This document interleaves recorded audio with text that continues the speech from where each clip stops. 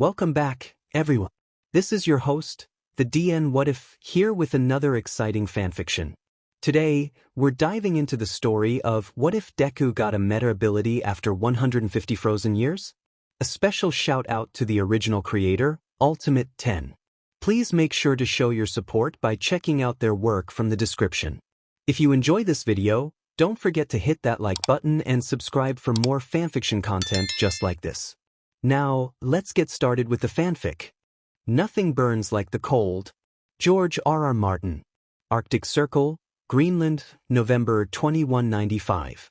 Even in a world full of superpowers, the cold could be deadly. Though there were some exceptions with certain individuals, humanity's aversion to settling in the far north and south only proved the rule that the cold was not to be trifled with. The wind howled across the dark frozen landscape, carrying a blanket of white with it. The sun was less and less noticeable in the skies lately, signaling the beginning of the Arctic winter. The merciless ice was starting its yearly campaign to reclaim its lost territory from spring. A seemingly endless cycle of thaw and freeze. This battle was suddenly interrupted by an Arctic vehicle driving across the icy surface. It was a heavy-duty, black truck equipped with caterpillar tracks to provide better traction. The headlights on the front and roof shone through the whiteness yet provided limited visibility. The two occupants inside were grateful the GPS was still functioning. Moments later, the occupants spotted a faint red light peeking out of the driving snow. As they drove closer, they recognized a person holding a long pole with a glowing red beacon on top, waving their arm out to them. The truck slowed down before finally parking a couple of meters in front of the signal bearer. The front two doors opened as the occupants stepped out and into the blizzard. To avoid the frigid air's deadly bite, they wore thick Arctic jackets, insulated pants, and snow boots.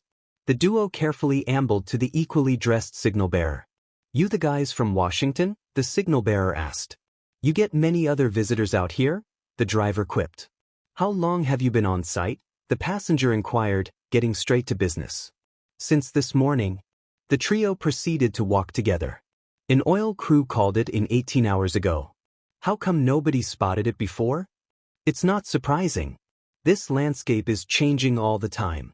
Hardly anyone comes out here anyway," he answered, still holding the beacon pole. "Any idea what this thing is?" "No clue. Probably just a weather balloon." More red beacons could be seen bleeding through the snowstorm. Other people could be seen moving in close proximity to the lights. "No way," he quickly dismissed. "Yeah, no, we don't have the equipment for a job like this." A dark object was slowly becoming visible amongst the beacons. "How long before we can start craning it out?" the driver asked. "I don't think you understand. Unless All Might tagged along with you, you're gonna need one hell of a crane." Walking closer, the dark object was revealed to be a huge piece of metal protruding out of the ice. A group of people were carefully walking around it and placing beacons around it. A man was atop the large structure, 5 meters in the air, shining a bright flashlight as he examined it. At first glance, it looked like the tip of an airplane wing. The Washington men were speechless. Through the blizzard, they could see the marker lights the crew had placed stretched out far into the snowy blanket. Whatever this object was, it was definitely not a weather balloon. Looked like it was time to get to work. Half an hour later, after talking with the on-site crew, the Washington men had a clearer picture of what the structure was. The size and shape were indicative of an aircraft of sorts, given its boomerang shape. As for the when, what, who, why, and how for the unknown craft's presence here, that was up to them to find out. As SHIELD agents, the special training they had received helped prepare them for investigative missions like this. The truck passenger from earlier was kneeling to the ground. His right glove was taken off, revealing his lighter-skinned hand, as brilliant green laser beams fired from his fingertips. With superb concentration and good control, he was able to cut a clean yet imperfect circle into the aircraft's hull. The hunk of metal finally broke free and fell, making a loud clang sound as it hit the floor beneath. The agent stopped firing the lasers and grimaced, swiftly putting his glove back on to prevent frostbite. "Smith, you okay?" the driver asked out of concern. "Why, fine," the revealed Agent Smith answered, biting his cheek as he felt the pain slowly reside.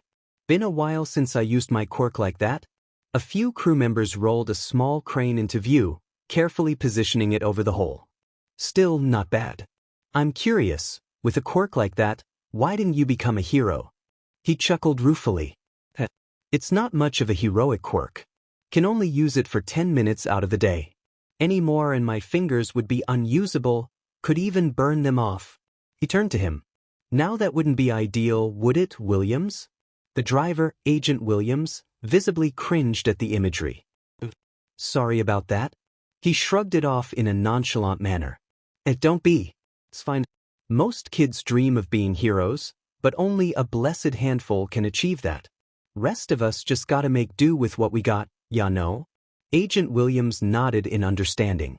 As a quirkless man, the hero profession was completely off the table for him.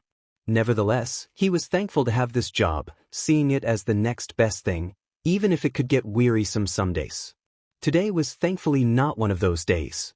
After all, it's not every day you get to investigate an unknown flying object, UFO, or at least a former UFO. Hopefully there aren't any probes inside. He internally mused. The two agents ambled to their vehicle that had been pulled up closer to the extraction zone.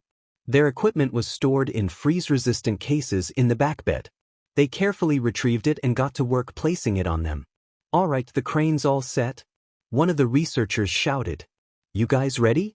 The agents stepped forward with their furred hoods pulled back, wearing fully sealed high-tech helmets with clear visors, breathing apparatus, communication system, LED lights, and camera.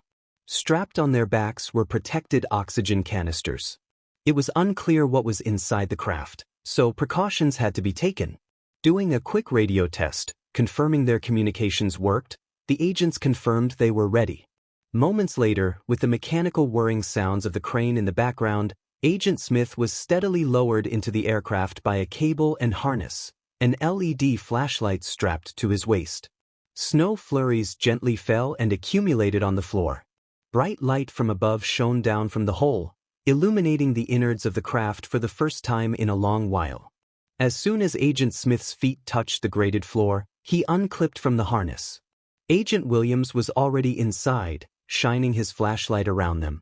The air inside was stale and frigid, with the only circulation coming from the hole in the roof.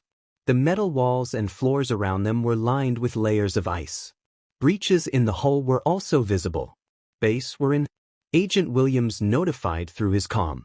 Copy that. The two agents carefully proceeded down a graded walkway with handrails, shining the light wherever they could. The sounds of their footsteps on the graded path echoed throughout the craft. Untrained normal people would feel uneasy in this situation, but the two agents using their past training steeled themselves.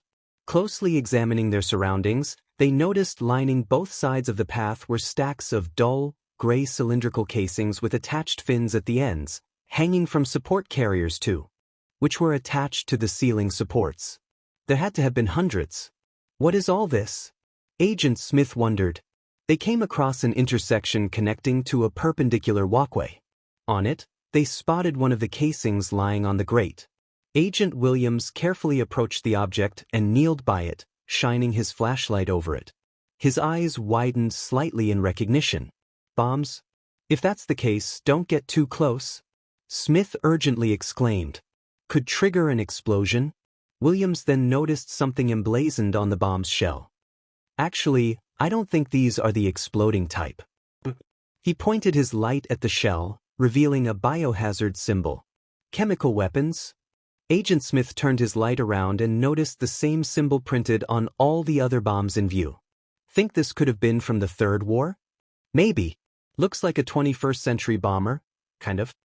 Williams stood up, his eyes catching a glimpse of more bombs lying below the graded pathway on the aircraft's bottom hull. Looked like they fell off during the landing. Though that begs the question, whose bomber was this? And what the hell is it doing all the way out here? That's two questions, but Smith looked ahead and saw an open hatch door at the end of the path. We may find answers in there. The agents cautiously proceeded forward and stepped through the hatch. The other side was a seemingly large open area with angular support columns. At the far end was a large, graded windshield that would have provided the pilot an excellent view. The cockpit. An unusually large one at that. The agent stepped down a small flight of steps onto the floor. The cockpit was in very rough shape. Breaches in the hull were prevalent, with the support skeleton bent and broken in various areas. Layers of ice had leaked in and seemingly filled most of the cockpit's empty spaces. Looking ahead toward the big, broken windshield, they spotted what appeared to be smashed control panels and the pilot seat. No sign of human remains. Agent Smith noted. Maybe they ejected before the crash? Maybe. Agent Williams pointed his light around the control area and revealed a sizable chunk of ice around the pilot's chair that extended to the rest of the ice in the room. Not seeing anything that resembled a human body, he was about to look away until catching a faint gleam of something. Williams squinted his eyes. He focused his attention on the area around the chair. He could have sworn he caught a glimpse of colors aside from the gunmetal gray and icy white that had mostly dominated his vision. Sauntering forward, he kneeled by the ice, whipping away a thin layer of frost. The agent gasped as his eyes widened. "No, he can't be." "Smith," he called out. Agent Smith turned and walked up to his field partner, wondering what he found. Pointing his light at the ice, his own eyes widened in shocked disbelief. "Are you seeing what I'm seeing?" Williams asked, trying to confirm his vision was correct. "My God." Smith activated his comlink. "Base, give me a line straight to the director." "Sir, it's 3 a.m. where he is," the man on the radio responded. "I don't care what time it is," Smith retorted. "This one's waited long enough." The object in question was a 26-inch wide, metal disc with a 5-pointed white star at the center in a blue circle. Surrounding that were 3 concentric circles colored red, white, and red respectively. A relic from a bygone era. "Our dreams make us large." Jack Kirby. Mizudafu, Japan, April 21, 1996. It was a sunny afternoon in Mizudafu, a respectable-sized city in Japan's Shizuoka prefecture. People of all shapes and sizes, some even appearing to be amalgamations of animals and seemingly other random things, were going about their business. The city's peace was suddenly disturbed when the ground began to rumble, followed by loud crashing sounds. As some people turned in the direction of the commotion in the distance, a young man swiftly sprinted past them, quickly shouting his apologies for bumping into them. He was well above average in height for a Japanese man, standing at 189 centimeters, 6 feet 2 inches, and appeared to be quite muscular, although his modest attire concealed most of it. He had a mop of dark green, curly hair with freckles dotting a well-defined, mature face and bright emerald eyes shining with excitement. The young man's attire consisted of a dark brown leather jacket with black trim over a green and white plaid buttoned shirt, dark blue jeans, and a pair of red ankle-high boots with black laces and white heels. Strapped to his back was a circular brown leather bag with a black hand handle on top, and a yellow satchel was slung over his right shoulder. Super Soldier Midoriya Izuku in casual wear. Midoriya Izuku couldn't suppress a grin as he continued rushing toward the loud commotion. Skidding around a corner, Midoriya spotted a fairly large crowd gathering outside a nearby train station. Tatooine Station, if he remembered correctly. He immediately spotted a massive man with a monstrous appearance wreaking havoc in the station. "That's one big supervillain," Midoriya excitedly shouted in English. Now, normally Midoriya would feel anything but excited upon seeing a giant monster man rampaging in a populated area. If people's lives were endangered, he'd rush in without a second thought to help. But with trained and authorized professionals already on the scene, he was given a sense of ease. Taking advantage of the opportunity, Midoriya quickly reached into his bag to pull out a notebook and pen, eager to take new notes. Analysis of today's heroes. Volume 13 was written on the front. Death Arms, the punching hero, rushed in to catch an electrical transmission tower that the villain had broken off in his rampage. With a grunt of exertion, he laid the broken tower onto the street with a loud thud. "Good catch," Midoriya praised, impressed by Death Arms's quick action. "I know catching something that heavy falling from that distance couldn't have been easy. He's definitely strong. Everyone stay back." A pro-hero dressed as a firefighter produced a rope of water from his red water faucet arms in front of the spectators. Several police officers were also up front to keep people back. "For your own safety, Please stay behind the line. The rescue specialist, Backdraft. Midoriya remembered reading about him online. His quirk was very useful for firefighting and keeping citizens out of danger zones, exactly what he was doing now. He'll keep bystanders at bay while also being available to put out any fires caused by the villain. So why is this guy going full monster in the middle of the city? A civilian in a business suit inquired to a regular dressed man standing beside him. Just some amateur. Stole someone's bag and got himself cornered. The guy in the suit shook his head, commenting, "A quirk like that and he's just a petty thief? What a waste." I know. It'd be cool to have a quirk like that. Midoriya wasn't quite fluent in his Japanese, but he understood enough of the men's conversation to know the situation. Seriously? That's a shame. What could have happened to force this guy to go down this path? With his ability, he could have done so much good. The verdette started carefully squeezing by people to reach the front of the crowd, overhearing some of them talking on their cell phones that they would be late getting to work or home. Seemed that the occasional villain attack was a common inconvenience amongst the populace these days. Reaching the front, Midoriya's eyes widened in joy when he spotted the new pro-hero Kamui Wood arriving on the scene. "Kamui Woods!" Midoriya exclaimed in English, quickly turning his notebook to the page where he had notes on the wooden hero. He's a rising star in the pro-hero ranks. An older American-looking gentleman standing next to Midoriya couldn't suppress a light-hearted chuckle at the young man's enthusiasm. He recognized the giddiness in Midoriya's eyes. "Definitely a fanboy," he inwardly commented. Midoriya, meanwhile, jotted down a few notes as he witnessed Kamui battle the giant villain. The crowd let out a flurry of cheers, the loudest coming from a group of fangirls as Kamui Wood's arm morphed into over a dozen razor-sharp spears. "Take him down, tree man," the older gentleman shouted in English. "All right." Izuku immediately recognized what attack move Kamui was about to perform after doing some online research on the new hero, and he was thrilled to see it in person. It's his preemptive binding dash. Canyon Cannon. Without warning, the ground trembled once more as a towering woman dashed in and landed a devastating kick in the villain's jaw. He went flying backward and crashed into the railroad track, unconscious. Midoriya's eyes widened in surprise at the giantess, and turned to a blank new page to draw a couple quick sketches of her. She was a voluptuous young woman who had purple eyes with white pupils, with elegantly long eyelashes. She had long, voluminous, creamy blonde hair that reached down to her waist, with two shorter strands curled to frame her face, parted slightly to her left. Her hero costume was composed of a purple and pale tan-colored skin-tight bodysuit, which was accented with orange stripes.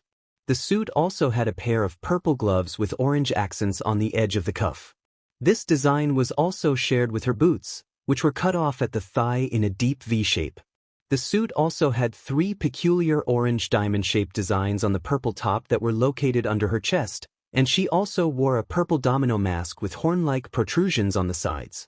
"Today's my debut," she said with a grin while hoisting the villain up by his leg, slapping a series of restraints on him.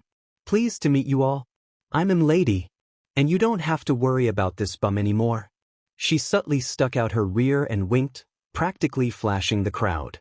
Naturally, many men in the crowd pulled out cameras to take snapshots of the scene, chanting, "Money shot! Money shot!" Though he couldn't suppress a small blush, Midoriya couldn't help but feel vexed with Lady basking in the spotlight. "Come on, that's just unnecessary. You're supposed to be a hero, not a Hollywood actress or something." Midoriya inwardly chided. On a lesser note, he was also a tad annoyed that he didn't get to see Kamui Wood's attack move in person. Oh well, maybe another time. Shrugging it off, he continued writing in his notebook. Several minutes later, more police arrived on the scene and Lady shrunk down to her normal size. She was immediately swarmed by the crowd and various reporters as she handed the villain over to the police. Lady smiled brightly while eagerly answering any questions the reporters had for her, taking the spotlight completely away from Kamui Woods, who was still on top of the train station while looking quite gloomy. "Gigantification?" Midoriya muttered in English while making several notes next to a simple sketch of Lady. From what I understand, it's a common and quite powerful ability these days. although the threat to public property might pose an issue, unless she can manipulate her size at will. Still, she certainly has the looks and quirk to be a popular hero. The old man looked at Midoriya with slight surprise. Your English is pretty good. You from around here, or are you studying abroad? He asked. He was a Caucasian man around his late 60s from what Midoriya could tell, standing at 176 centimeters, 5 feet 8 inches. His gray hair was slicked back, showing off a receding hairline. Over his dull blue eyes was a pair of thin-framed glasses. He wore a pair of khaki pants held up by a black belt, a light blue turtleneck sweater with a white collared undershirt, and brown shoes. Oh! Midoriya realized he had slipped back into speaking English, which irritated a few bystanders close by. Why? He sheepishly replied, putting his notebook back in his bag. I guess you could say I'm studying abroad. I was actually born here in Mizudafu but grew up in the States. California, to be specific. No kidding. Queens myself, in case you couldn't tell, the man chuckled as his New York accent was prevalent. Nice to meet ya, Queens. Midoriya held out his hand, which the older American shook firmly. Likewise, Callie, he smirked. So, what brings you to Japan? Midoriya asked, hoping to strike up some small talk.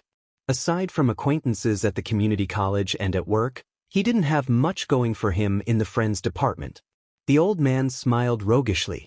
Oh, mainly here to kick back and enjoy retirement. Also hoping to get some inspiration for a new superhero comic I got ruminating in my head. Midoriya grinned. Japan does have great heroes. I'm sure they can give you plenty of inspiration.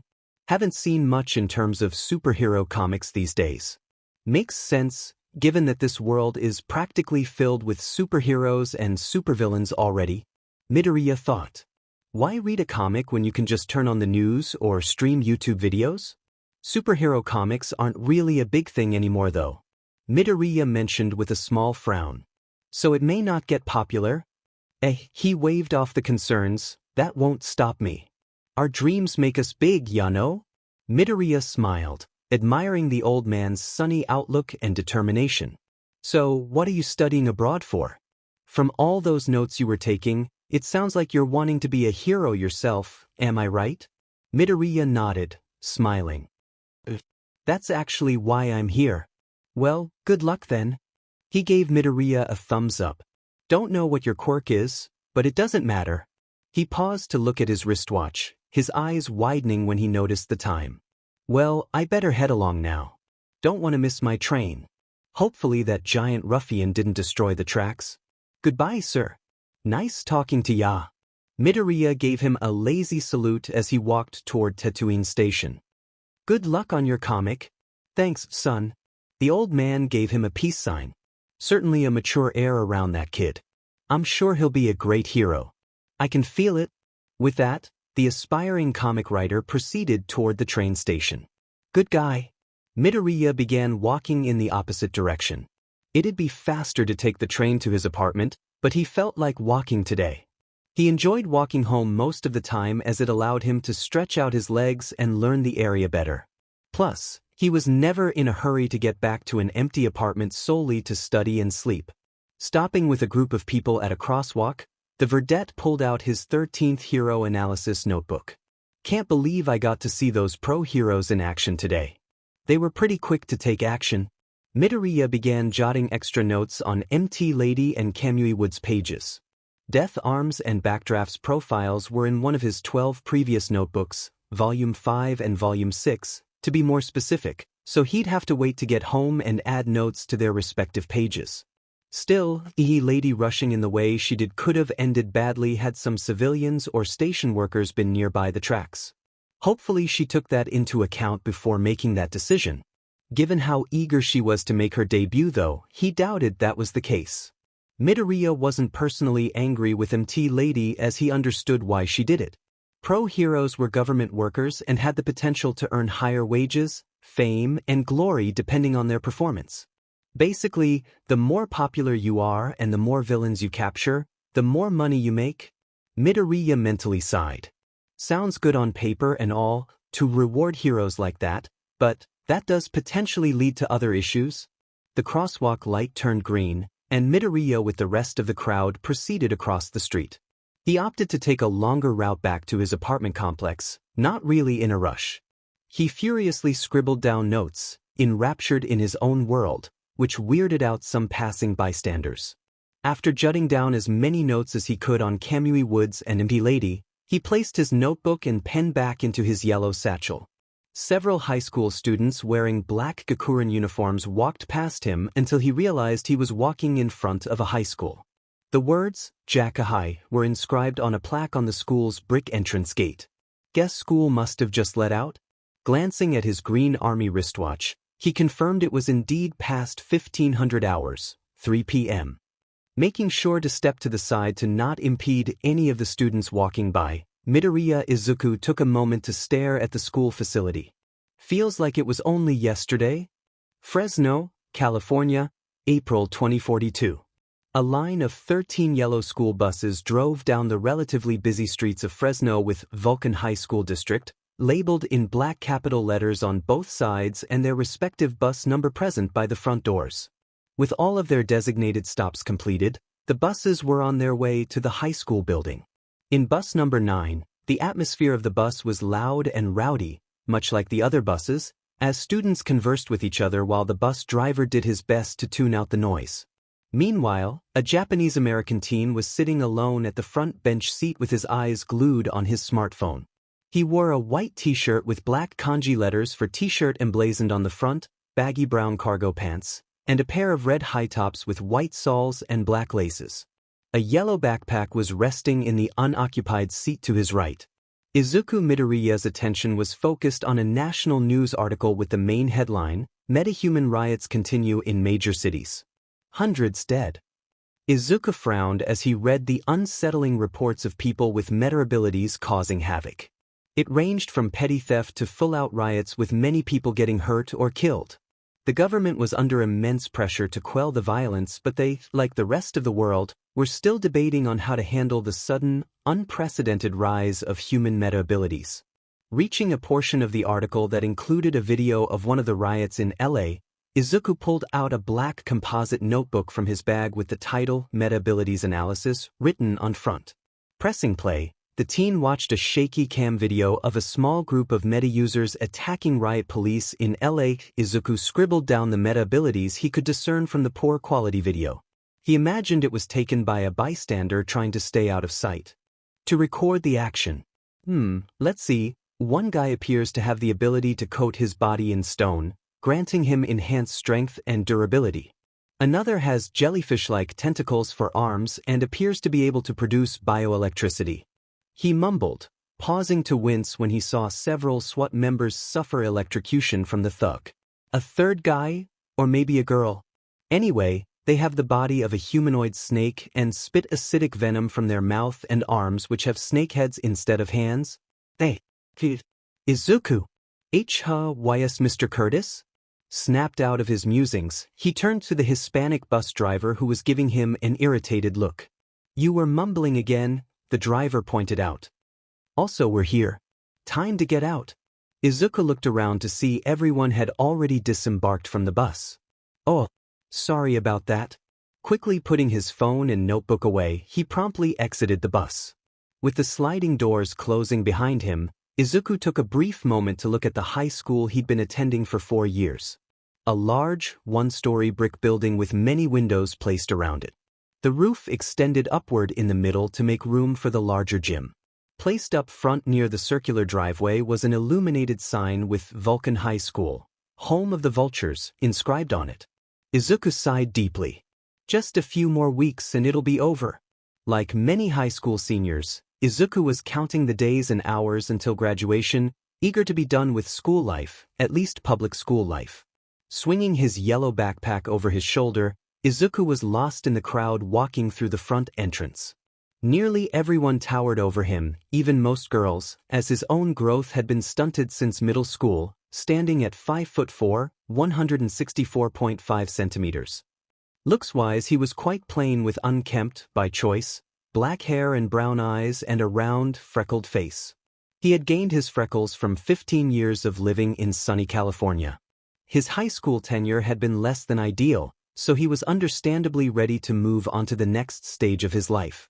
Nearly a month remained, so he simply had to bear through it. His first 3 class periods of math, art, and science he enjoyed and went by fairly quickly. Lunchtime came and Izuku sat alone at a table in a far corner, eating a homemade bento from his lunchbox. It was quite common for him to eat alone from his peers. Izuku would admit that he could be awkward sometimes, so he didn't hold it against others for being weirded out by his idiosyncrasies. Furthermore, he suspected that his Asian heritage discouraged some people from socializing with him, not that it mattered to Izuku as he didn't see the point in interacting much with people who couldn't look past ethnicity. Finishing his lunch early, Izuku gathered his belongings and headed to the library. The upcoming free period gave him the opportunity to unwind and catch up on any reading or assignments. The next 45 minutes or so was spent reading alone at a library table. Izuku was enraptured by an old Japanese book titled The Book of Five Rings. His eyes danced across the English translation pages with fascination. 2 more books were stacked to his right. Art of War by Sun Tzu.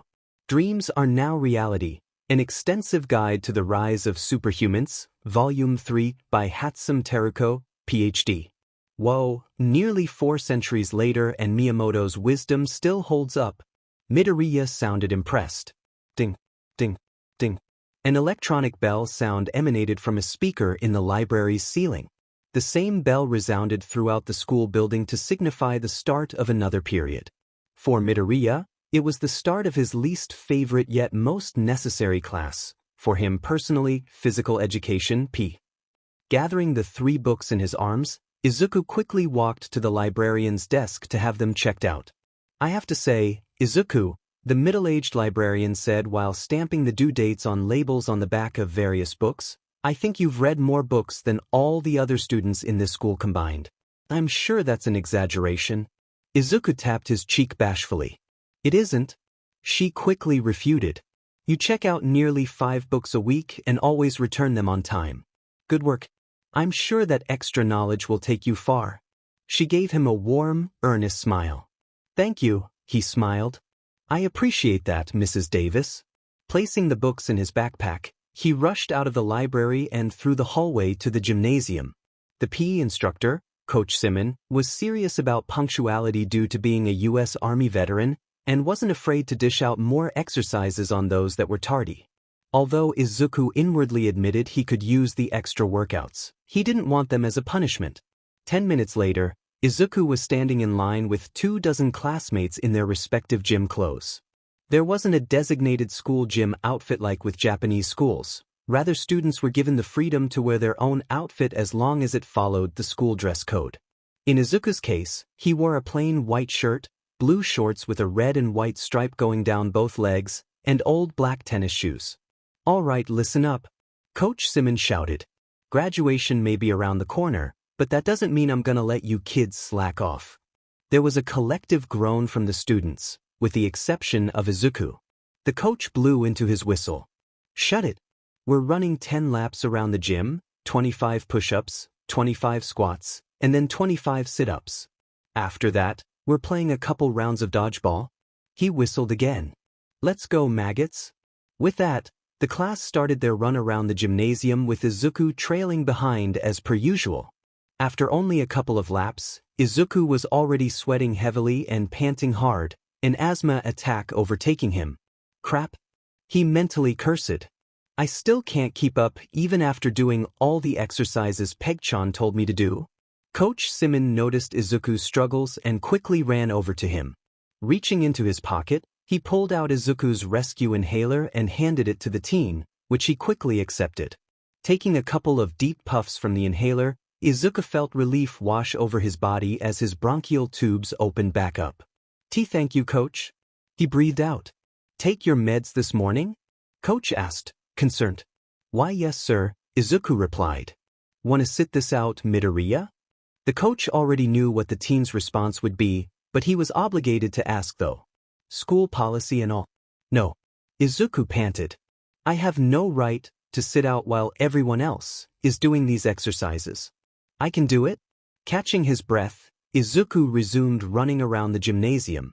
Coach Simon couldn't help but smile at Izuku's determination. Love that kid's fortitude. He has a soldier's heart. He then frowned. A damn shame he has all those health issues though. Everyone had finished the required exercises long before Izuku and started playing dodgeball without him. By the time the onyx-haired teen finally finished, he had just enough time to join the last round, only to immediately get pelted in the face with a dodgeball. Note to self.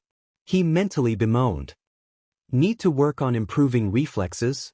Coach ended the class 10 minutes early, giving everyone time to take a quick shower before the next period. Izuku entered his 7th period class, History, with a red throbbing mark on his left cheek. This, of course, earned him a few snickers from his classmates. This was Izuku's least favorite class, not because of the subject, he liked history, but because of the person sitting in front of him. Sup Midori?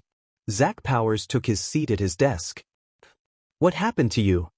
Zach was your stereotypical high school jock, a talented baseball pitcher to be specific.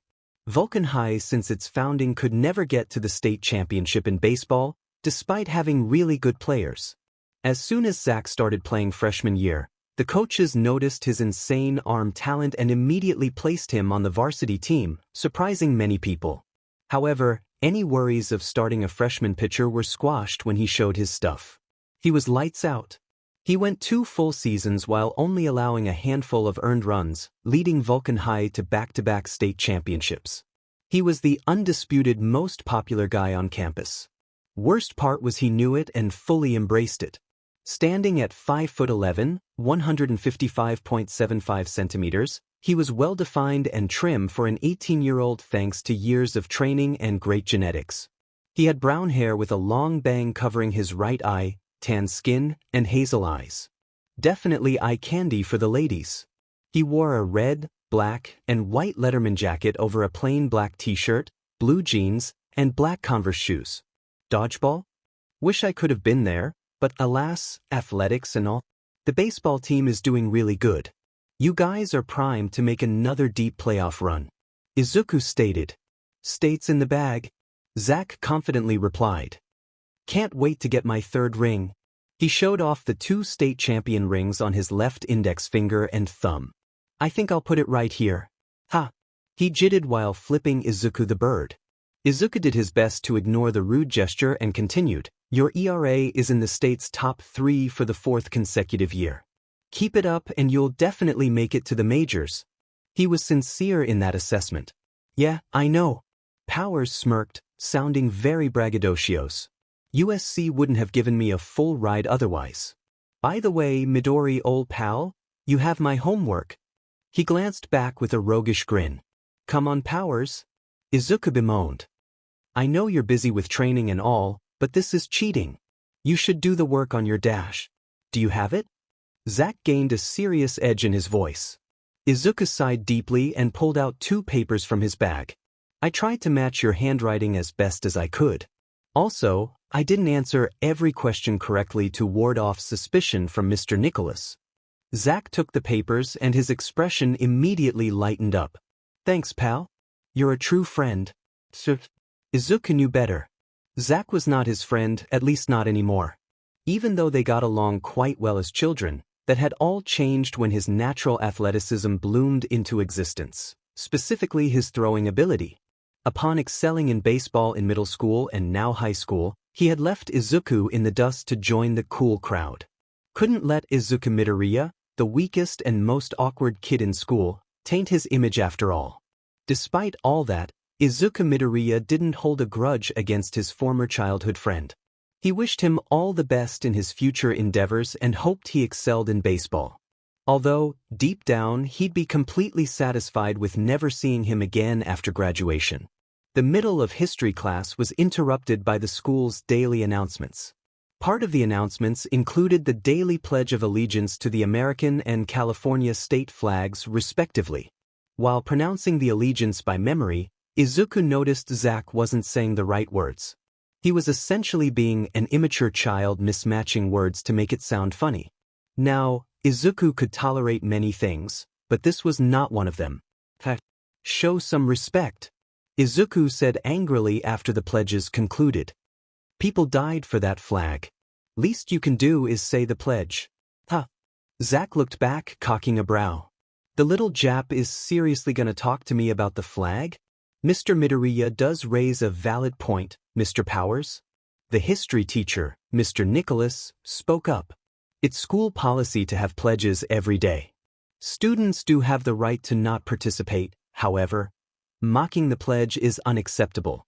Also, he shot the jock a serious glare, making him temporarily freeze up. Derogatory terms will not be tolerated in my classroom.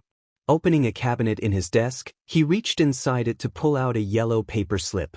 Take this note and head to the principal's office, Mr. Powers. That was strike 2. Ah, come on, Mr. Nicholas. Any hope the school's ace had to charm his way out of trouble was ended when the teacher held out his hand. Unlike the rest of the school staff members, Mr. Nicholas would not tolerate Zack's bullcrap, star athlete or not. Go, or it'll be strike 3. I'll ensure you miss the rest of the baseball season due to misconduct, and forcing your peers to write assignments for you.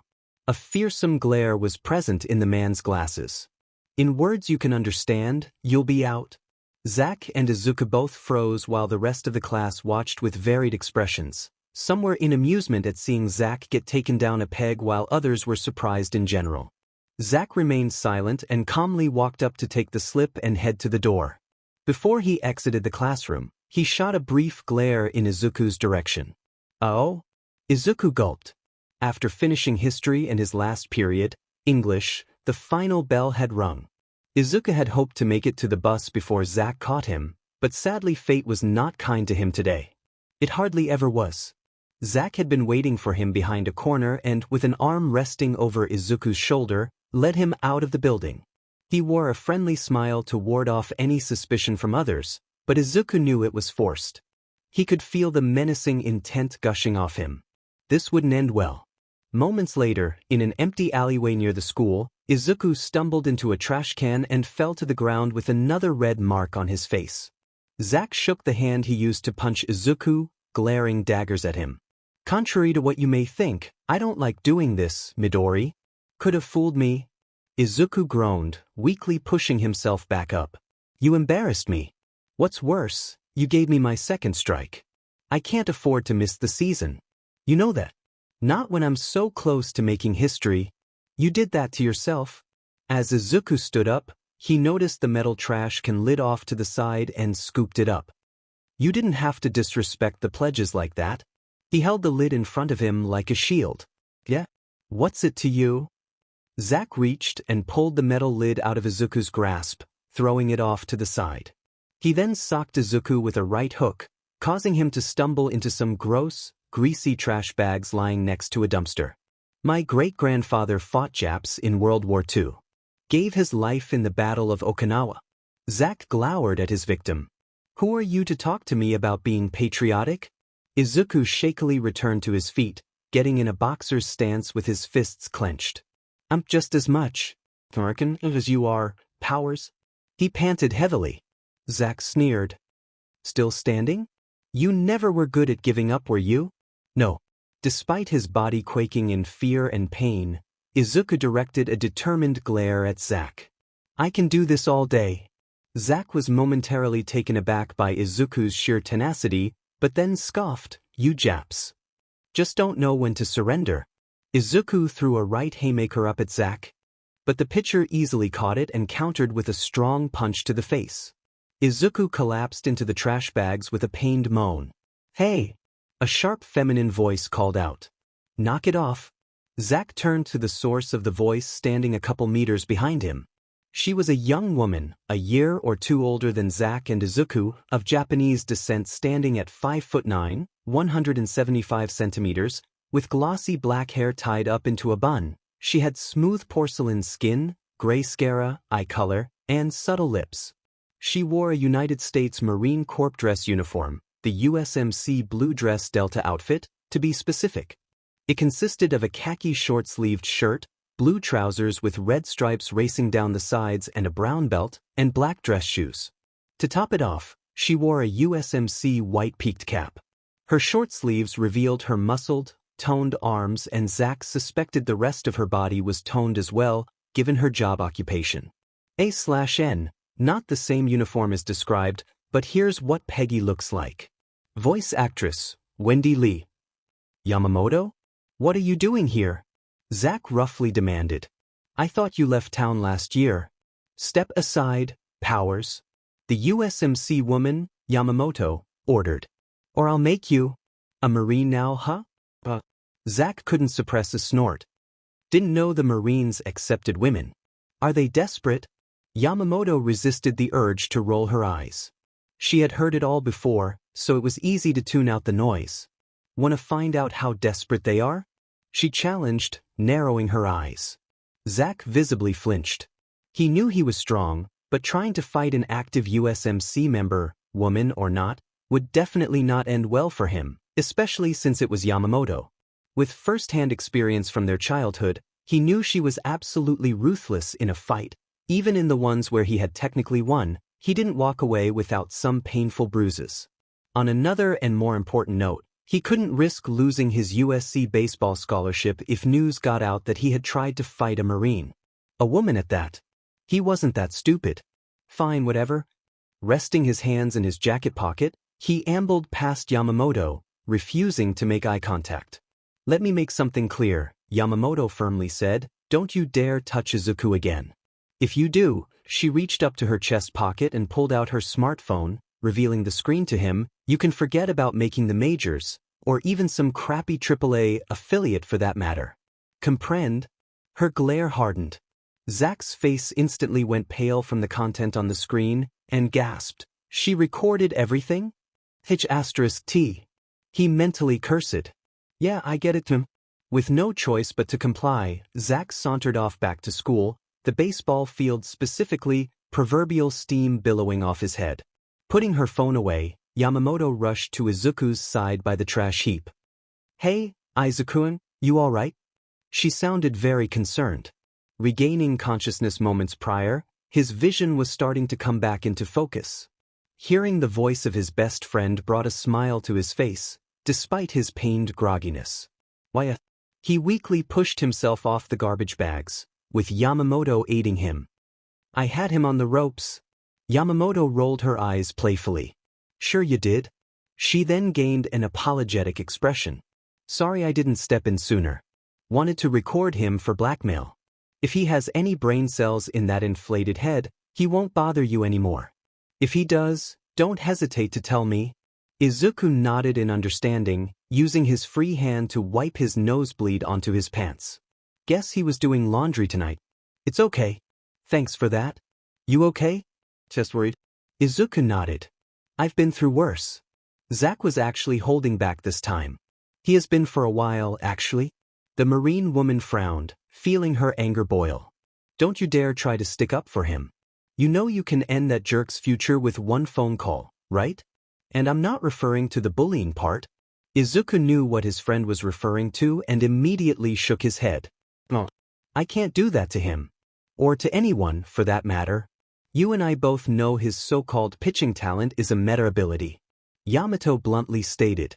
People are just too blinded to see it. Too busy praising him, thinking he's the next Sandy Koufax or whatever. Izuku was beginning to regain his bearings, and stood up unaided. I don't want to ruin his future like that, even if he may deserve it. Besides, it's not like we'll cross paths after graduation anyway. Yamamoto sighed, exasperated. Still too nice for your own good. And you still haven't learned to run away from a fight. Huh, nerd? Izuku smiled at the taller woman. It's good to see you, Peg-chan. Likewise, Izuku-kun. Peggy Yamamoto and Izuku both embraced each other in a friendly hug. Past 8 months have been hell. I can imagine. Izuku commented. The Marines never make it easy. No, they do not. Come on, Peggy broke off the hug. I'll take you home since you missed the bus. Thanks. He said appreciatively. Picking up his backpack lying off to the side, Peggy and Izuku both walked out of the dirty alleyway and down the sidewalk. Many vehicles drove down the streets. Notably, there were more police cars patrolling as of late.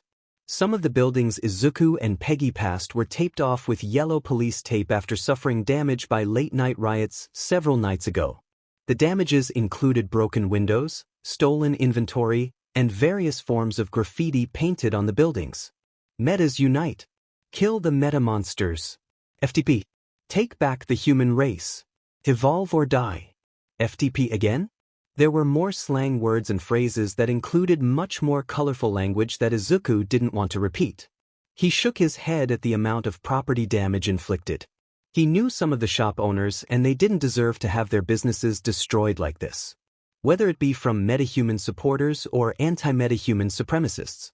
Ever since the first metahuman was born in KK City in China 28 years prior, more and more exceptional individuals had been born across the globe.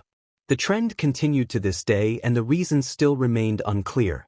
Even the world's best geneticists and biologists were stumped and had no answers to this phenomena. So, how do people react when faced with the unknown prospect of a society of metahumans? Quite poorly, actually. Imagine that. Makes you angry, huh? Peggy noticed Izuku staring at the crime scenes. Seeing all this senseless destruction?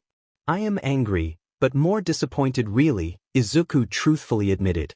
This is the time where we should be coming together as a nation. A people. Not fighting each other. Peggy nodded in agreement, but didn't say anything. She honestly didn't want to go off on a tangent talking about society's current woes. She already dealt with enough of it as it is with her job, and would soon have to face it head-on. They soon arrived at a nearby 7-Eleven convenience store, where Peggy's ride, a black Honda Goldwing, was parked out front. As they approached the vehicle, Izuku suddenly noticed something on his friend's left sleeve. An insignia badge with a new rank. You didn't tell me you got promoted to corporal? Izuku exclaimed, his eyes sparkling with surprised excitement. Well, was actually planning to surprise you with it earlier. Peggy frowned slightly. Then I came across the scene with you and Powers. That's awesome. You've only been in the Marine Corps for a year and a half, so for them to promote you already. Must mean you're doing great. Izuku said excitedly. I try not to brag. Peggy turned away with a small tint of red on her cheeks. Pulling off her white barracks cover, she placed it in her bike side saddle to pull out 2 helmets. One was black and the other was white, and handed the white one to Izuku. I can't wait to get in myself. Izuku placed the white helmet over his head. I enrolled on Wednesday, by the way. Completed the ASFOB and my physical. Should get a response back tonight. Peggy frowned behind her helmet. That's great. She feigned excitement. He's still determined to get in, huh? Should I break it to him, or let him find out for himself? The USMC girl was unsure on how to handle the situation, so she opted to stay silent for now. Taking his seat behind Peggy, she started up the bike and quickly pulled out onto the street. He held on tightly to Peggy's waist. Riding on Peggy's motorcycle was both frightening and exhilarating for Izuku. As the wind blew past him, he took a moment to admire his hometown. It was a warm, sunny day in the San Joaquin Valley city of Fresno. Of course, this was typical weather for the Central California city. Nowhere close in terms of population of its in-state neighbors in Los Angeles and San Francisco, but it was still a respectable size. Peggy weaved in between the modest traffic, clearly enjoying the rush of driving her bike after so long. What brings you back to town, Peg-chan? Izuku yelled over the loud engine and rushing air. Got a week of leave. Came back to spend time with Dad and hang out with you. Peggy grinned. Izuku smiled brightly at that. Peggy had been his best friend growing up. Aside from their Japanese heritage, they shared many things in common, which included their love for old Japanese mecha anime, superheroes, and being raised in a single-parent home. In Peggy's case, it was her dad, as her mom had gotten sick and passed away when she was 3. Both of them had practically been inseparable most of their lives until Peggy graduated and joined the Marine Corps nearly 2 years prior. Another contributing factor to his lackluster time at high school. That'll all change soon, Izuku mentally stated. I'll get into the military. I'll protect and serve people, like a hero should. They continued to ride in silence with a cacophony of the motorcycle engine, other vehicles, tires on pavement, and the wind filling their ears.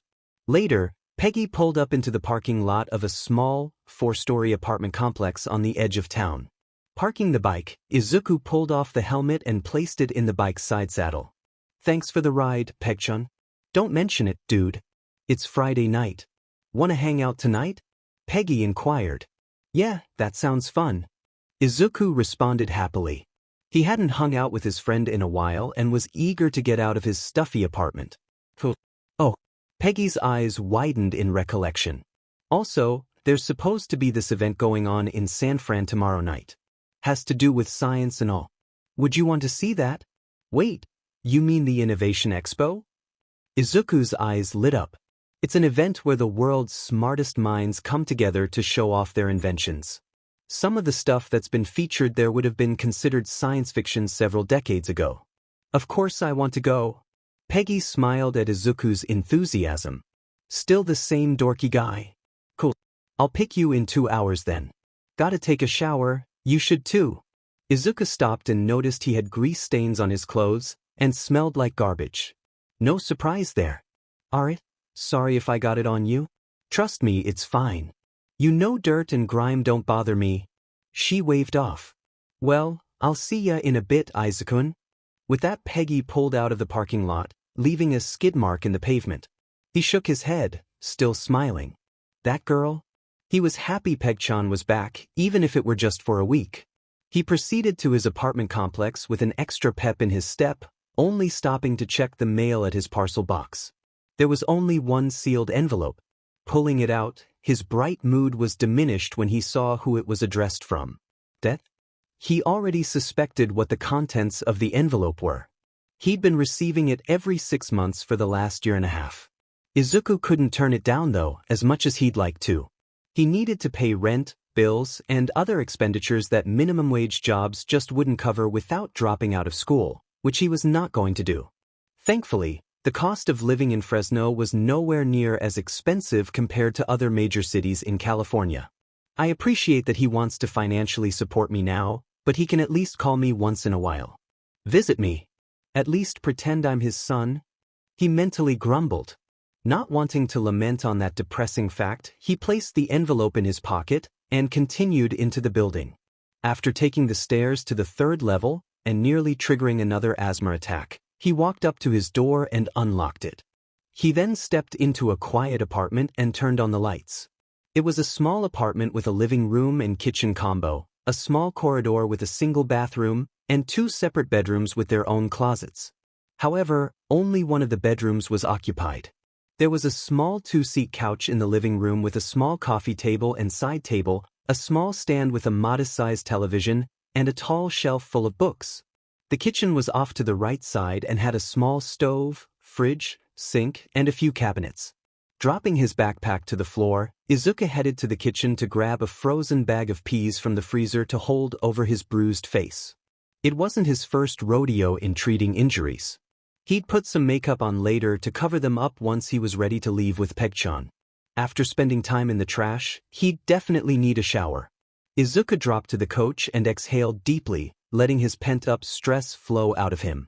Today, for the most part, had sucked badly till Peg-chan had surprisingly showed up. Getting to hang out with her tonight and attending the Innovation Expo with her in San Francisco tomorrow had certainly brightened his mood. Oh! Izuku suddenly sat up, recalling something important. The recruiter should have called by now. Reaching into his pocket to pull out his phone, he noted there was indeed a missed call and voicemail from the recruiter. According to the timestamp, it looked like he had called Izuku when he was getting his butt kicked by Zack. Please be good news, Izuku wished as he played back the voicemail. Muzutafu, Japan, April 2196. Hey! Green hair! A loud, gruff voice exclaimed. Ha! Midoriya was snapped out of his musings by a loud student. He was a young man standing at 175 centimeters, 5 feet 9 inches, and had a muscular build and lightly tanned skin. He had ash-blonde hair spiked in all directions from his head, and his eyes were sharp and thin, bright red in color. He wore the same black Gakurin uniform as his peers. Judging from his looks, Midoriya guessed he had to be a 3rd year. The hell are you doing just standing there like a creep? Bakugo Katsuki demanded. Midoriya was about to refute that claim but realized that he had indeed been standing motionless for a few minutes. He rubbed the back of his neck, feeling awkward. Oh, sorry. Didn't know, going down memory lane. He responded in shaky Japanese. Doesn't look that much older than me. Pretty sure I would have remembered seeing him. Also, what's up with his accent?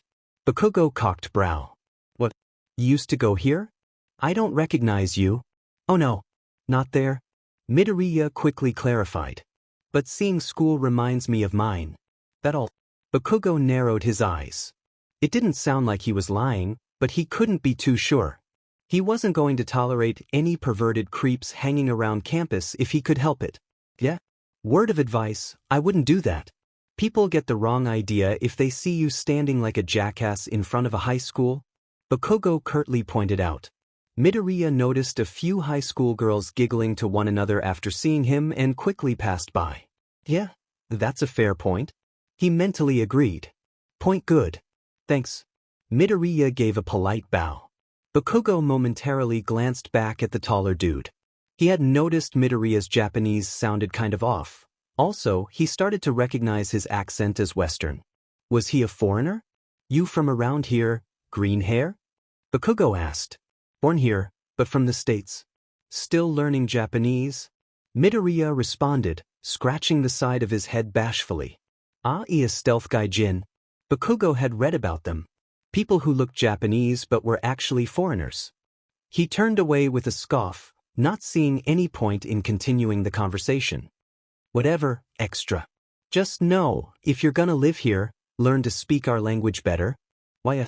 Midoriya nodded. Working hard. With that, Bakugo continued down the sidewalk with his bag slung over his shoulder in a nonchalant manner. What a nice guy, gives me Zack vibes though. Midoriya sardonically thought. But he wasn't entirely wrong. I should be more mindful. Midoriya continued walking down the sidewalk, going in the perpendicular direction of the blonde guy. The verdette was lost in thought, thinking back to his last days in Fresno. Can't believe it's really been 154 years since then. Midoriya mentally lamented. He wondered if he should take the advice a couple of his new friends had recently given him regarding taking a trip to the States, visit his hometown and find some closure. However, there was still a lot of work he needed to do, so that was off the table. Also, it was still too soon for him. He just wasn't ready. He arrived at a small pedestrian tunnel that ran underneath a bridge, one he had walked under many times before without incident, still lost in his own musings. Unbeknownst to him, that streak would be broken today. Hey you! Midoriya turned around and the color immediately drained from his face. Dark green sludge poured out from a nearby sewer cover, bubbling and shaping itself into a vaguely humanoid shape. A slice of sharp teeth emerged from the muck and a set of menacing yellow eyes bore into him, sending a shiver down Midoriya's spine. He knew he shouldn't judge people by appearances, but everything about the man screamed dangerous. You seem like a good vessel. Definitely dangerous. Midoriya immediately started running to put some distance between him and the sludge man. Tossing his yellow satchel to the side, spilling out its contents as a result, he swiftly pulled off the circular leather bag on his back to undo the zipper. Unfortunately, it was too late as he suddenly felt his feet stuck to the ground by the mud. A sense of panic rose within him. The more he struggled, the more the mud rose and, like a snake restricting its prey, the tighter it squeezed him. The mud covered his arms and he was forced to drop the bag to the ground partially open, revealing a red, white, and blue disc inside. As he was about to cry out, the mud man covered his face, cutting off his oxygen supply. Come on. Don't be shy. Let me in, the sludge chuckled, his voice reverberating in Midoriya's ears. I just need to hijack your body. It'll only hurt for a moment and it'll all be over soon. He thrashed even harder. No. Raw fear threatened to overwhelm Midoriya. He couldn't breathe. Agony was erupting in his lungs as he felt bits of the sludge trickling in through his hands. It squirmed around and made him queasy. He could feel it trying to crawl through his mouth and nose. He wanted to vomit, but knew that would make him vulnerable to the villain's meta ability. Not like this. He stared at the bag on the ground, revealing the half-hidden disc. Darkness began to creep over the edges of his vision. Was he really going to die here alone? Just as Midoriya felt his consciousness slipping, the nearby sewer cover went flying upward. The sludge villain turned around in shock to see a very large man, standing at a startling 220 centimeters, 7 feet 2 inches, with an equally muscular and well-defined physique. He had chiseled features on his face with a strong jawline, pronounced cheekbones, and bushy eyebrows.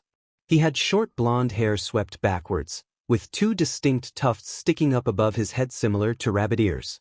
His strong features cast a dark shadow over his face, hiding his bright blue eyes. He wore a casual outfit that included a white t-shirt, green olive cargo pants, and brown combat boots. In his left hand was a single bag of groceries. Looks like he was off duty. But, as the saying goes, heroes never take a day off. Have no fear, for you are safe. The man's voice was booming and powerful. A strong, beaming smile was plastered on his face. Now that I am here, All Might, the #1 pro, was on the scene. Damn it. You're so persistent. The sludge villain yelled out with rage. He lashed out across the tunnel at All Might with one of his tendrils, slicing through concrete as the hero ducked down to avoid it. The villain's eyes widened in shock as All Might was rushing toward him at an incredible speed. Texas? All Might reared back his right arm, immense power building within him, making the wind swirl around him. As he brought it forward and completed his yell, the wind swirled and fired down the tunnel with hurricane levels of force. Smaz! All Might's fist never made contact before the Mudman had been broken apart into hundreds of pieces that splattered across the tunnel, absorbing nearly all the force of the wind. Midoriya, now released, fell to the ground.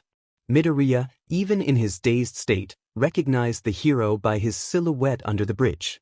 All Might? He then fell into unconsciousness. Several moments passed. Feeling light, rapid tapping on his face, Midoriya slowly regained consciousness. His eyes fluttered open as his vision was temporarily bleary. He could tell that he was lying outside the tunnel as the sun was shining down with a large man standing over him. Remembering who he was, Midoriya tried to sit up but suddenly started coughing. After several rounds of coughing, to which he expelled bits of sludge, he tried to get a hold of his breathing. Are you all right, young man? All Might asked, his beaming smile still present. Why, Midoriya coughed a bit, talking in Japanese. To thank you, All Might. Good to hear. And no need to thank me. All Might replied, his smile still prevalent. I apologize for getting you caught up in my justicing. I'm usually more careful at keeping bystanders safe. But this city's sewer system is pretty difficult to navigate. He placed his right hand over his forehead while admitting his blunder. Midoriya, however, wasn't listening. The shock of his near-death experience kept him immobile. He didn't understand how he was reacting. Midoriya had faced off dangerous people before. Some with very dangerous meta abilities. That ability, though, that quirk is people. Nowadays call them. He shivered, arms wrapping around himself to stave off full-body tremors. The sense of suffocation via sludge was all too familiar and personal to Midoriya.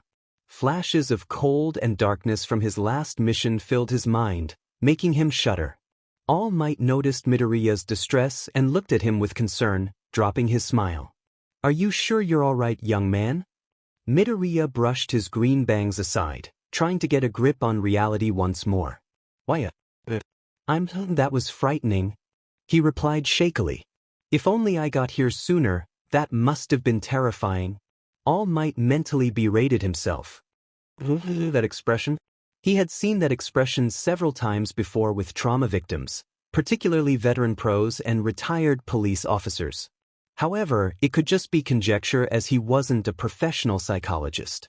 All Might was curious yet worried about the young man but thought it'd be best not to pry. Maybe he could try to cheer him up? Well, there's no need to worry anymore. Thanks to you. Emphasizing the last word, All Might pulled out a soda bottle filled with sludge, the villain's eyes floating inside. I've captured the evildoer.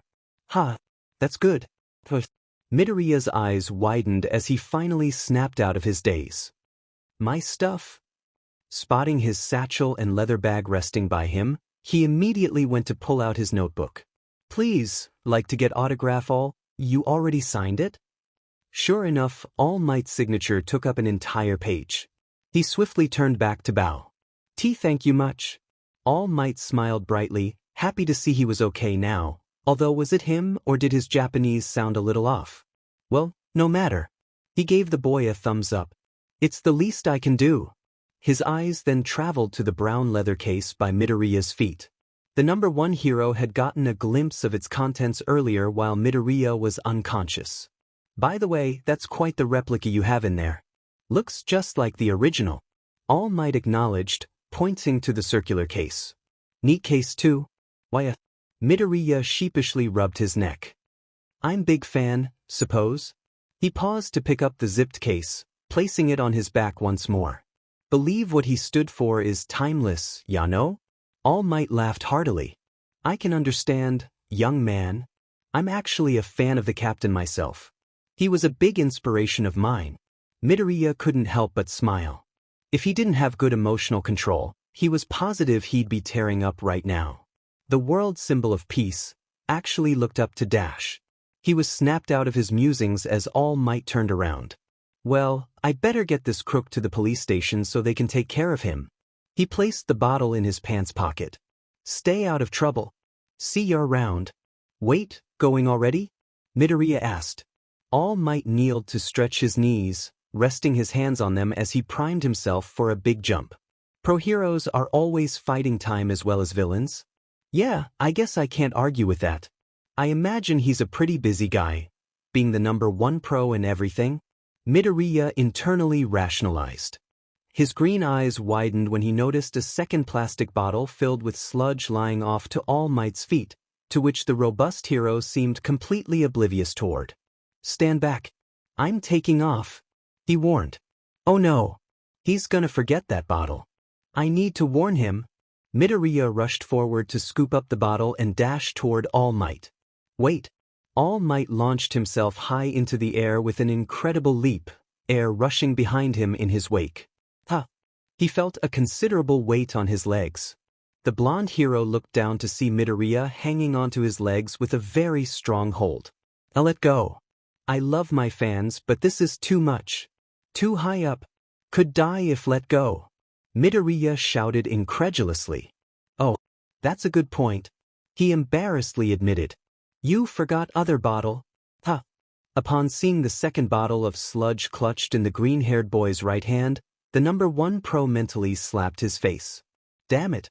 How could I have made such a careless mistake? He admonished himself. Am I getting sloppy or what? I see. Thank you, young man. All Might replied, sounding grateful. Keep your eyes and mouth shut as I find a landing spot. Midoriya immediately acknowledged All Might's request. As All Might scanned the plethora of buildings beneath him, he felt a little blood leak out of the corner of his mouth. Well crap.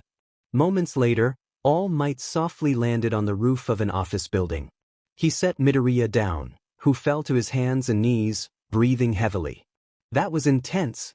Midoriya mentally yelled. Haven't felt a rush like that in a while. All Might picked up the second bottle and, without looking, placed it in his other pants pocket, unaware that the other bottle had gone missing. That wasn't a smart move, but I do appreciate your help once again. He then turned, making his way to the building's ledge. Bang on the door a while. Someone will eventually let you in. See you on the flip side. Midoriya's eyes then widened as a realization struck him. All Might, this world symbol of peace, was standing in front of him. This was the perfect time to ask him an important question. Something he was eager to hear the number 1 hero's stance on. Surely he could spare a moment, could he? Wait. Midoriya called out, returning to his feet. One moment. No. All Might refused. I have no time. Can a quirkless person become a hero? Midoriya shouted out, hoping he used the term for folks without superpowers correctly. All Might stopped dead in his tracks. Want know what you think? Midoriya added. What makes a hero, power or heart? All Might was motionless for a moment before glancing back. Power or heart? He murmured to himself. His eyes then shot open as an all too familiar spike of pain struck his body. His time limit was up. No. He crouched over, feeling his strength rapidly decrease. Midoriya continued. I am quirkless. Professional hero, wannabe. People say not possible. Do not believe that. He continued while looking down at his feet. World believes only power important, but I think heart matters most. What do you say? Midoriya couldn't immediately comprehend what was happening as All Might's body was suddenly shrouded in a cloud of steam. The steam then blew away, revealing an entirely different person. Midoriya's eyes widened in a comical fashion. Standing before him was a very skinny man with angular features, long limbs, and a long neck. He had long, messy blonde hair with 2 strands running down his face and lacked eyebrows as well. He wore All Might's clothes, but they were much baggier, of course.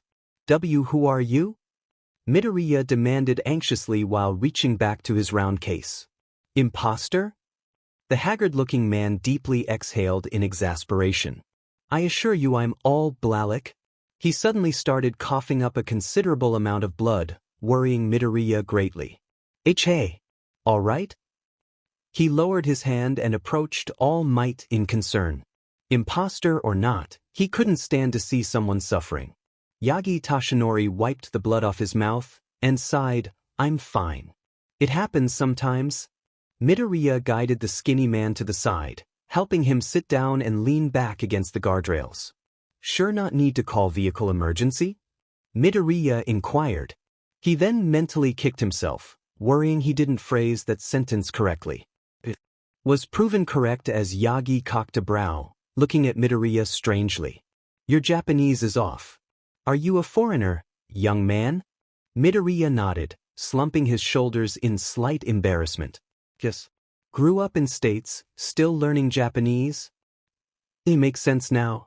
Yagi cleared his throat and, much to Midoriya's surprise, spoke in fluent English. Okay, how does this sound? You know how to speak English? He asked. Spent time in America when I was younger and learned the language quite well when I was there. Yagi explained.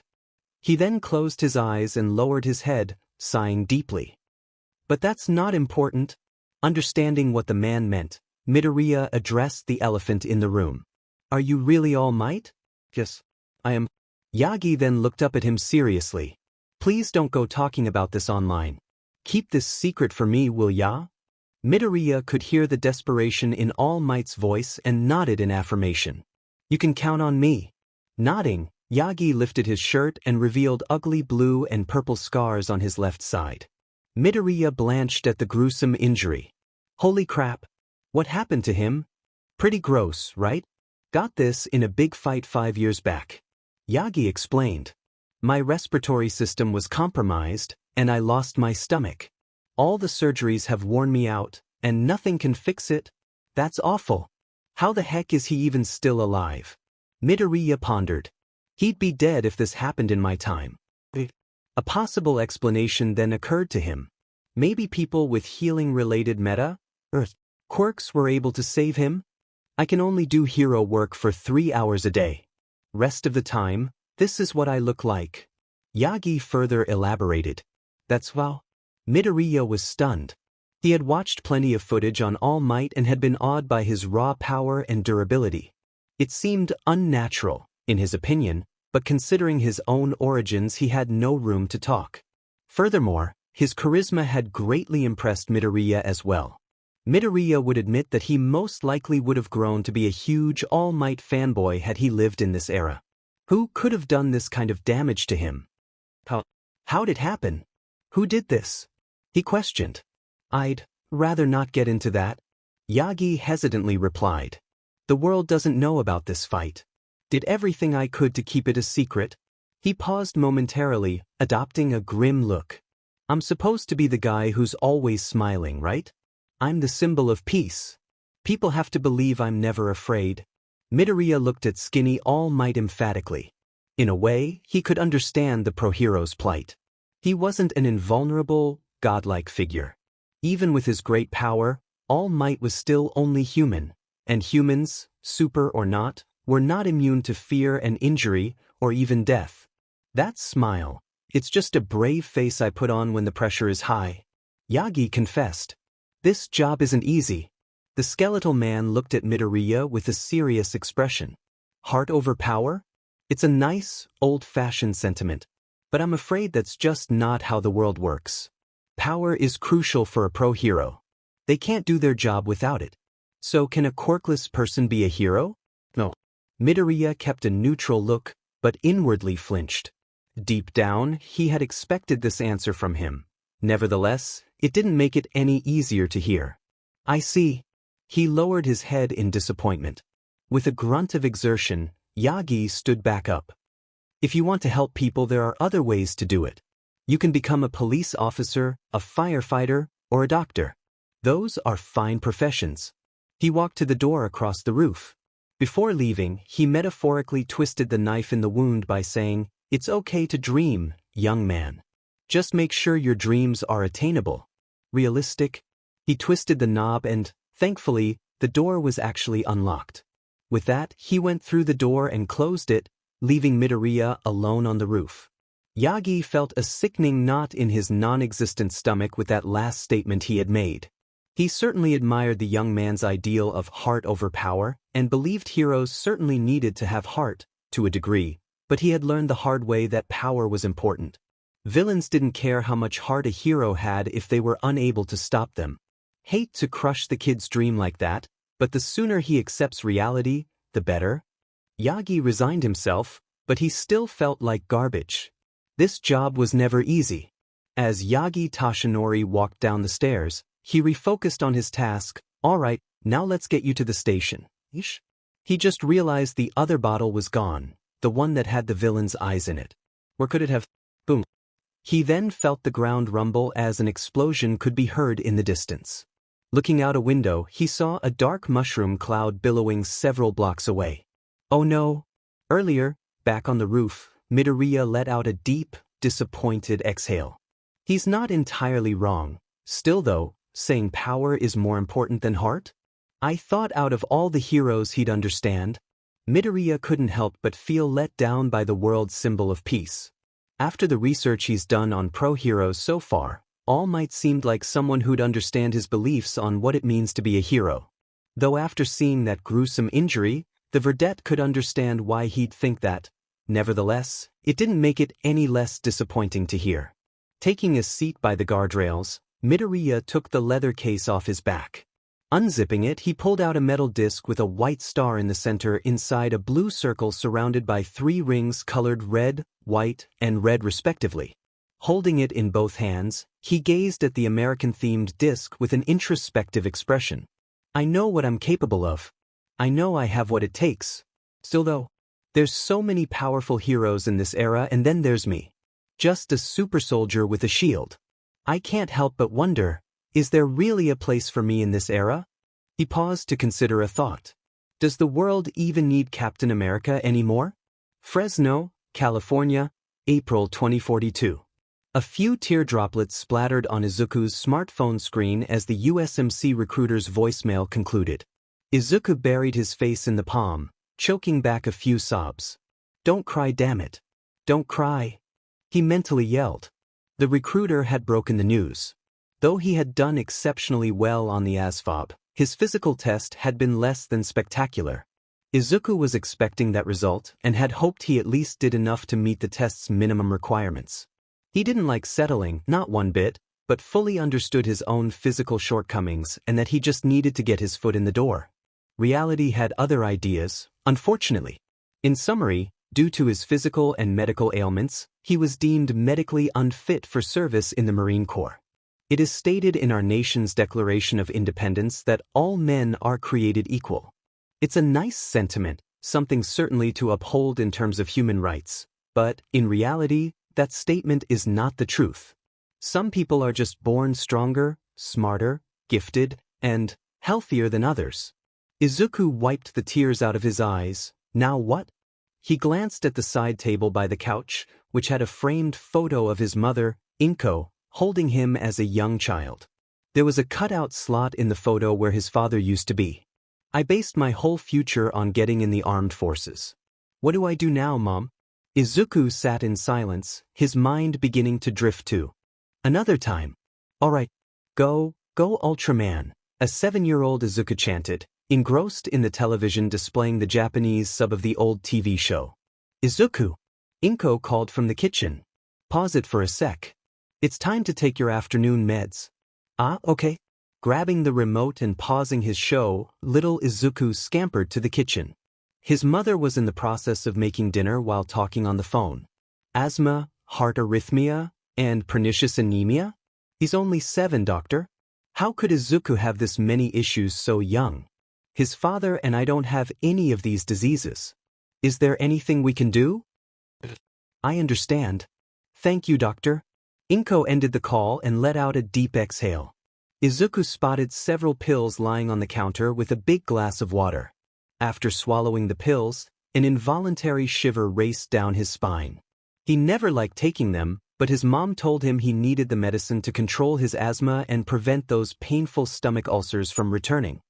He took a big swig of water before turning to his mom, noticing her sad frown. "Mom, are you okay?" he asked innocently.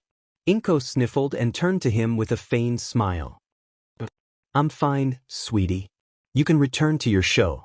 Mommy will have dinner ready in a moment." Izuku could tell she was sad. He could feel it.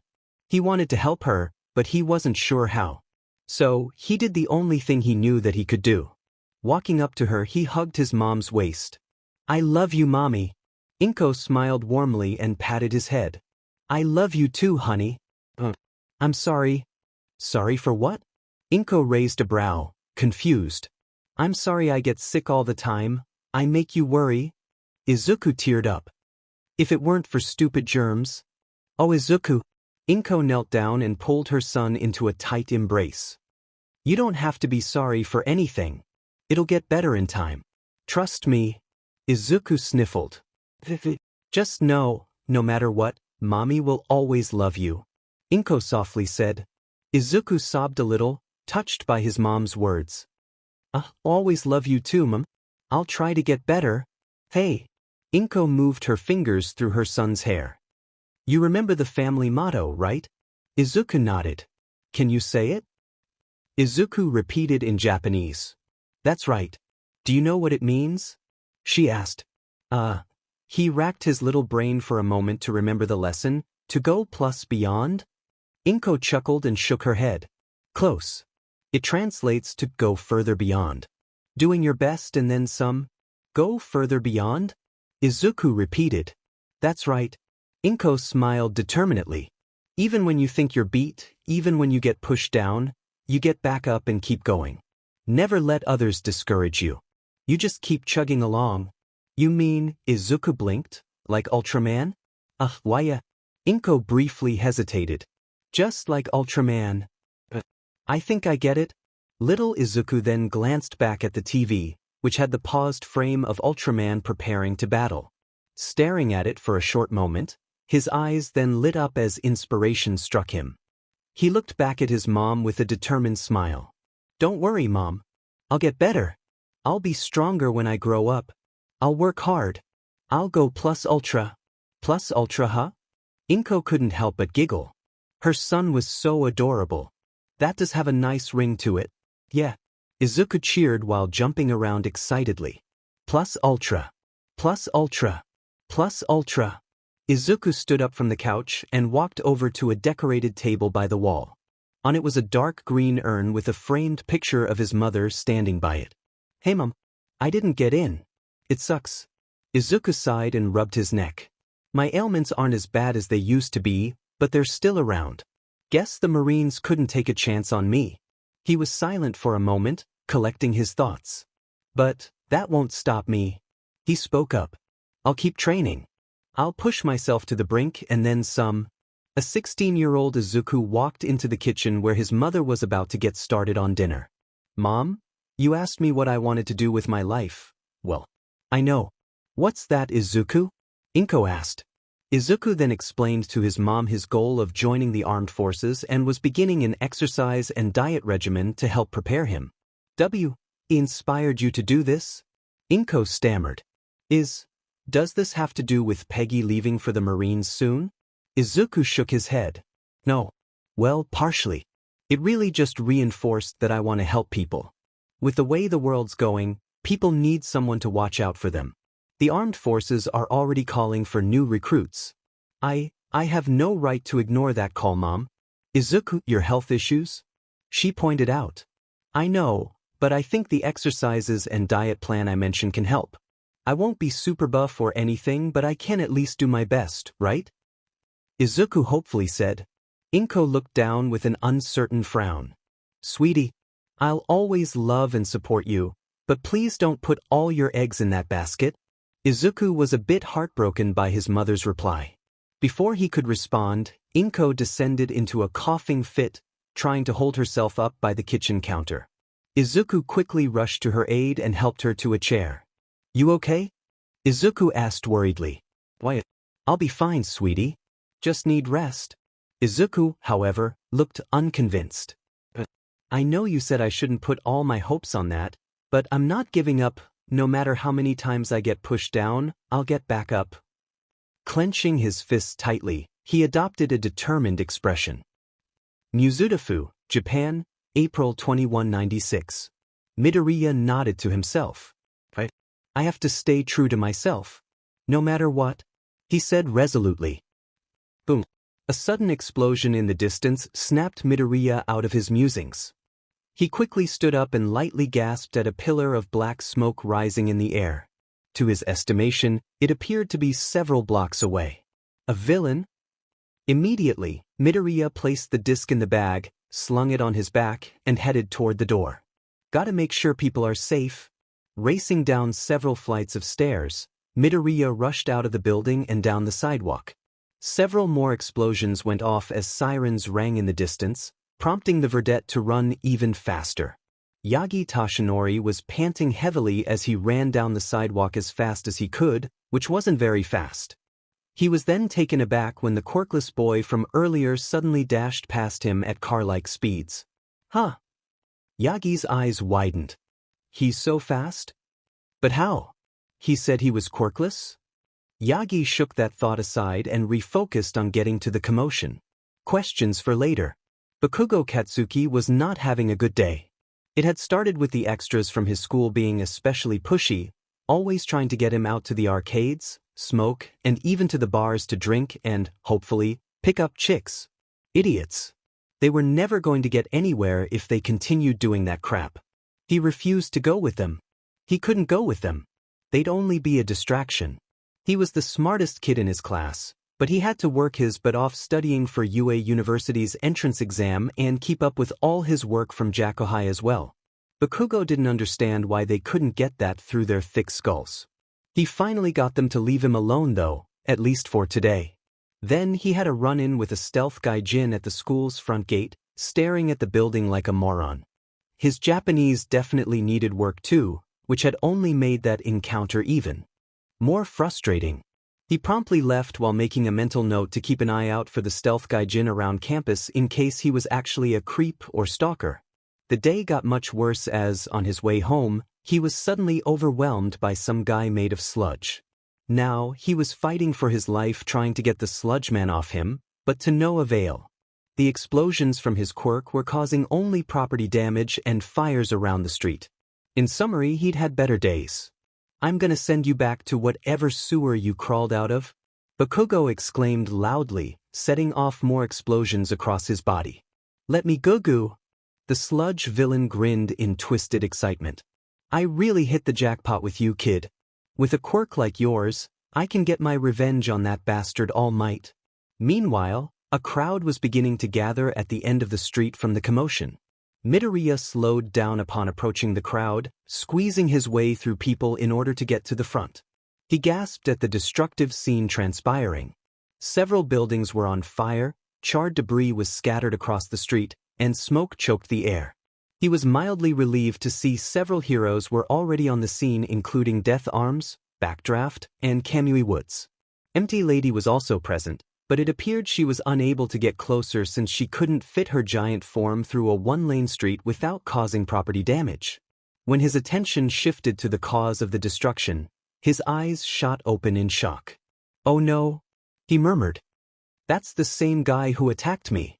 That can't be right. All Might captured him. I even gave him back the second bottle.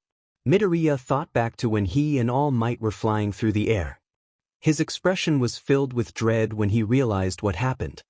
The other bottle must have fallen out when I was holding onto his leg, which means this is my fault.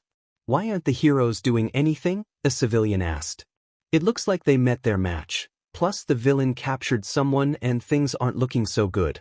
Another civilian responded. A hostage situation? Oh no, that'll make things worse. Midoriya inwardly dreaded. I wonder how long they've been in there. How could they survive being suffocated like that? I thought I'd die after like a minute of struggling. The fear from his near-death experience threatened to return, but he suppressed it. He couldn't let his trauma control him, especially now. He cringed at the thought of somebody going through the same traumatic experience, especially since he was partially to blame. Wait, I'm confused, isn't that the same villain All Might was chasing earlier today? One civilian asked. What All Might? No way he lost, where is he? Can someone call him or something? A young woman asked. Seriously, why hasn't he shown up to help the heroes? Yagi had finally arrived and remained at the back of the crowd. He looked down to the ground and clutched his chest in frustration. His time limit was up and there was nothing he could do. He was just a worthless bystander. I'm worthless, Yagi Tashinori shamefully thought. Midoriya clenched his fists and gritted his teeth, feeling the same shame. I'm the one to blame. He wasted his energy on me. I should have just let him go and turned that second bottle over to the authorities myself. Damn it, Izuku. The Japanese-American didn't spend long berating himself before he mentally slapped himself, looking forward with a determined glare. All Might's out. So, who's here? Any lady is unable to get here without causing destruction, putting more lives at risk. That leaves us with Backdraft, Death Arms, Kamui Woods, and several other heroes I'm not familiar with. He gazed at the scene analytically, many scenarios playing out in his head with the current assembled roster of heroes. Okay, it's tough, but they can make it work with this group. That sludge guy is made of fluid, so perhaps Backdraft can use his water to spray him down and lessen his viscosity if possible. It could also prevent the villain from creating more explosions, at least for a while. Backdraft is currently putting out fires, but as long as the buildings are evacuated, they can afford to let them burn a few more minutes if it means saving the hostage. Firefighters shouldn't take long getting here. Death Arms, meanwhile, can keep the villain distracted while Kamui Woods sneaks in and uses his branches to pull the hostage out of the villain's body. Other heroes can provide backup and help evacuate and protect bystanders. Once the hostage is free, they can focus their attention on detaining the villain until more pros show up. Midoriya waited for the pro heroes to make any move but grew exceedingly frustrated by the second. Backdraft was too focused on putting out fires in empty buildings while the other heroes were simply standing by. Come on. Why are you just standing around? There's enough of you here to formulate a plan of attack. Midoriya grew frustrated. Death Arms. With keen hearing, Midoriya heard one of the heroes shout amidst the explosions and sirens, I think the boy is getting weaker, what should we do? None of us have the quirk to stop this guy. I hate it, but we're just gonna have to wait a little longer till more pros show. Death Arms yelled, sounding frustrated. Midoriya clenched his fists to the point his knuckles turned white and fingers popped. What? He inwardly yelled, his body visibly beginning to tremble in anger. So what if your quirk isn't perfectly suited? You're supposed to be pro heroes for crying out loud. Work together. Are you too afraid to put your lives on the line? Is that it? Midoriya's blood boiled at these heroes' actions, or lack thereof. He could feel the urge to rush in himself but stopped, remembering what he was told about quirk regulation laws. Japan's quirk laws were some of the strictest in the world and forbade citizens from using quirks on others unless it could be proven to be in self-defense or you were authorized by the government. He wasn't authorized, so he'd be breaking the law if he rushed in. The hostage may not last much longer. They can't afford to wait. Midoriya mentally shouted. I'm a disgrace, Yagi insulted himself. Someone has to take action. Midoriya thought anxiously. A real hero has to come. I'm not a real hero. Yagi clutched his side even harder, pain and shame overwhelming him. Someone thought anyway. Midoriya was internally holding out hope one of the pro heroes would take action, but they didn't. They were merely helpless bystanders.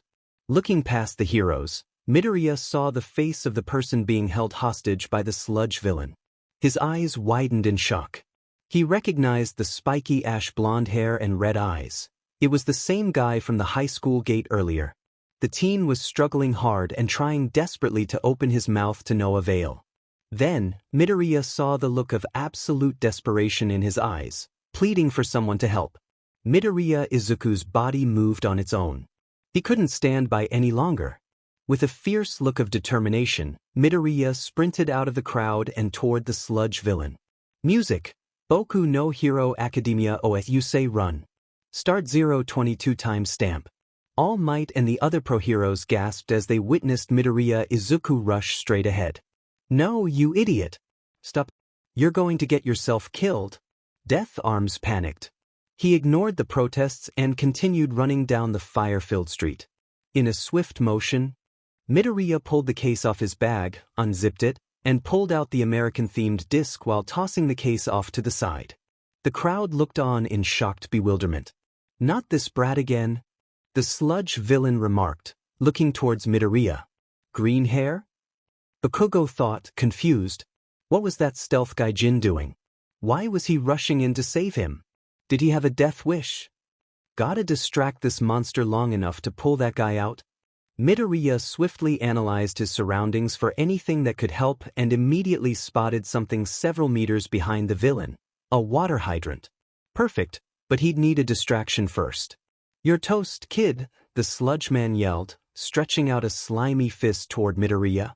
Midoriya dodged to the side at the last moment and jumped onto a wall, using it as a springboard to launch himself back forward, leaving a small indention where his feet pushed off. Yagi saw this and was taken aback. Chow? That shouldn't be possible. Returning to the ground, Midoriya, with one hand, slid off his yellow satchel and tossed it at the villain's face. Several items went flying out and struck the monster's eyes, momentarily stunning him. His grasp on Bakugo loosened enough to give the blonde teen the opportunity to finally breathe. With the villain distracted, Midoriya readied his left arm. Gotta throw it precisely. His eyes narrowed while expertly gauging the trajectory and then flung the shield from his hand like a frisbee.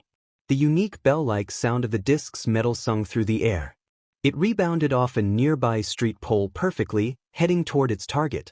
The shield struck the hydrant at the right angle to spout a torrent of water directly towards the sludge villain. The hell? The mudman shouted as water was doused over him, putting out several fires nearby in the process. The disc bounced off the hydrant and towards Midoriya's location, who reached out to snatch it in midair. All of this happened in one fluid motion. The pro-heroes and bystanders watched the scene in shocked awe. How did that happen? How could that frisbee have broken the hydrant? And he caught it so easily? Was it part of his quirk? Yagi's eyes widened in shocked disbelief. He knew of only one object from history that could do what that disc just did. But it couldn't possibly be his shield. It disappeared along with him over 150 years ago. Damn it. The monster cursed as his parts of his goopy body started falling to the ground. My own fluids are being watered down. Midoriya rushed in to grab a hold of Bakugo and pull him out of the sludge monster. He then pulled him several meters away where he could kneel and catch his breath. Bakugo coughed a bit, and then looked up at Midoriya dumbfounded. What the hell? What are you doing here? Midoriya stood back up, slid his left forearm through two brown leather straps behind the disc, and held it up like it were a shield. He looked back at Bakugo with a confident, reassuring smile. To save you. Could not watch you die. Yagi Tashinori gasped in utter shock. Here was this young man, who claimed to be quirkless, risking his life and doing everything in his power to save someone from a much stronger foe. Meanwhile, he, the so-called symbol of peace, was just standing back doing nothing. World believes only power important.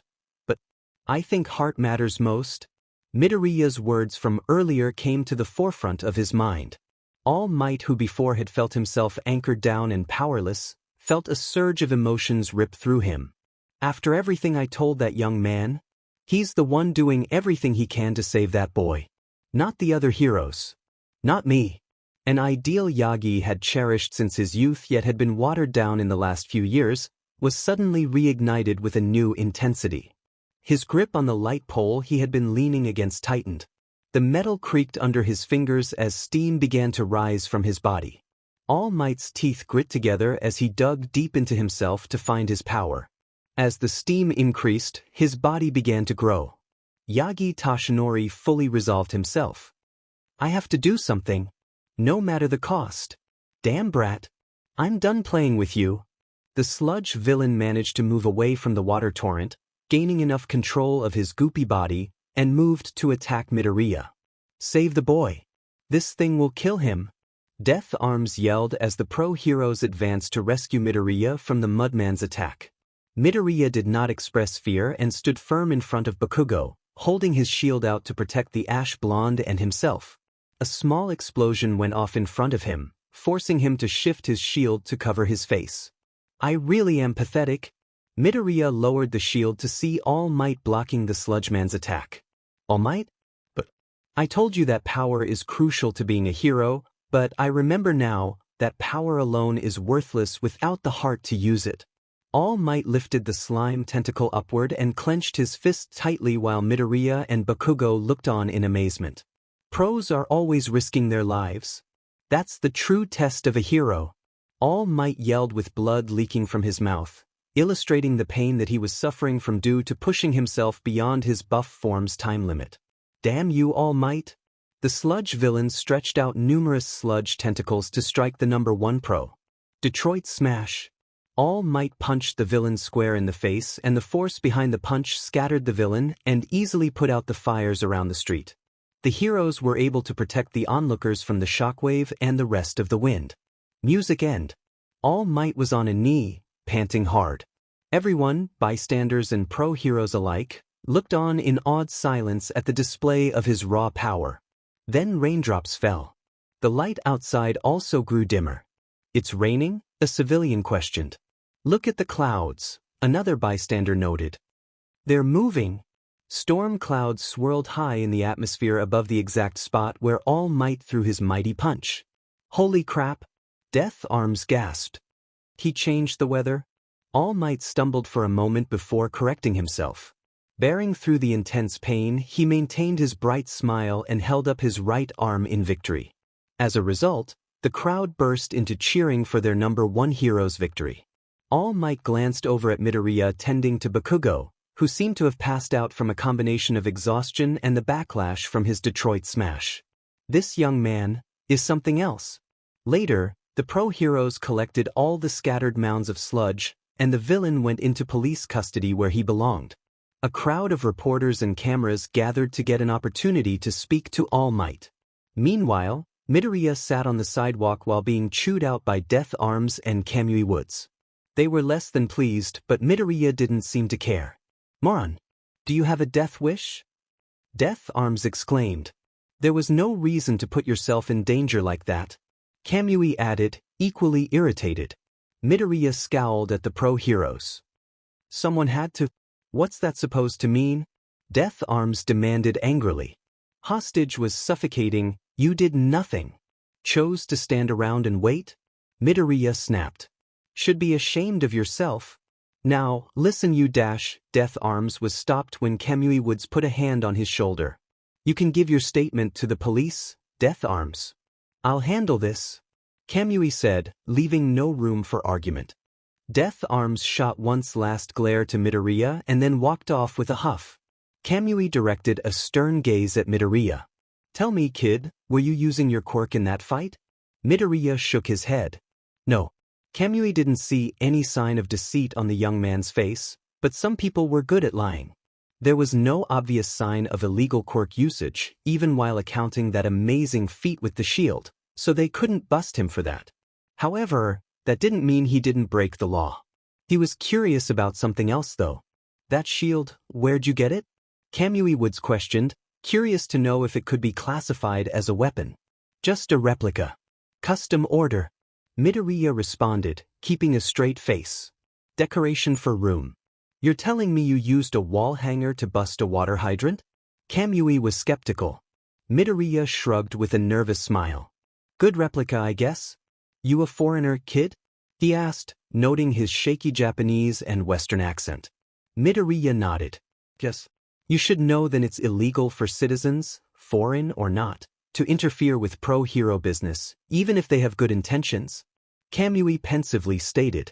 Even if you didn't use your quirk, we technically can still have you arrested on account for hero interference and destruction to city property with the hydrant. Midoriya did not flinch at the threat of detainment. I know. Not sorry. He firmly responded. Kamui Woods and Midoriya's gazes were deadlocked one another, neither willing to back down. After a moment, Kamui finally closed his eyes and deeply exhaled, reaching into his pouch on his wooden belt. Suspecting the pro-hero was reaching for a set of handcuffs, Midoriya held out both arms in compliance. Even though he didn't agree with it, he wasn't going to resist arrest. However, Kamui surprised him by handing him a slip of yellow parchment instead. Midoriya took the paper and briefly looked over the bold kanji on the paper. The fine? This is a fine for damaging the water hydrant. That was sound thinking on your part to use water to prevent the villain from creating more explosions and simultaneously weakening him in the process. Wish we had thought of that. Nonetheless, it is still destruction to public property, and we can't ignore it. We're also letting you slide for interfering with pro-hero business this time and this time only. Kamui firmly asserted. You can pay your fine at City Hall or the city's website. If you pay it on time, this whole incident can be kept off your record. Deal? Midoriya nodded in understanding and placed the fine in his satchel. Fair. He sighed, politely bowing his head. Thank you. Kamui nodded and proceeded to walk away. Try to stay out of trouble, kid. Hate to see you get arrested. He stopped to give him a glance over the shoulder. With your attitude and drive, you'd make a great pro-hero one day. With that, Kamui left to join the other pro-heroes by the police and crowd of reporters. Midoriya gathered his things and proceeded to walk away with mixed feelings. Bakugo, meanwhile, was being praised for his bravery by some of the other pro-heroes. One hero even offered him a sidekick position if he decided to go pro. Bakugo, however, wasn't listening as he stared at the ground in deep contemplation. Out of the corner of his eye, he watched the verdette amble away with a conflicted expression. Later that day, the sun was descending over the horizon, casting a golden glow over the city. Midoriya Izuku was walking down a relatively secluded path, opting to take a different path to his apartment. All the while, he had his smartphone up to his ear in a conversation with a certain someone. Look, Agent Coulson, I know you're not happy but dash. That's an understatement, Cap. You could have nearly blown your cover. You're lucky the Japanese media is giving all the credit to All Might and not focusing on you at all. Agent Coulson exclaimed over the phone, sounding quite irritated. Special Agent Phil Coulson was his own personal liaison to S.H.I.E.L.D., an American extragovernmental counterterrorism and intelligence agency tasked with maintaining both national and global security. Basically, if Midoriya needed to contact S.H.I.E.L.D. or vice versa, Phil Coulson was the man to go to. Unbeknownst to Midoriya, Coulson had volunteered for the position and seemed very adamant in doing it. What were you even doing in that part of Mizutofu anyway?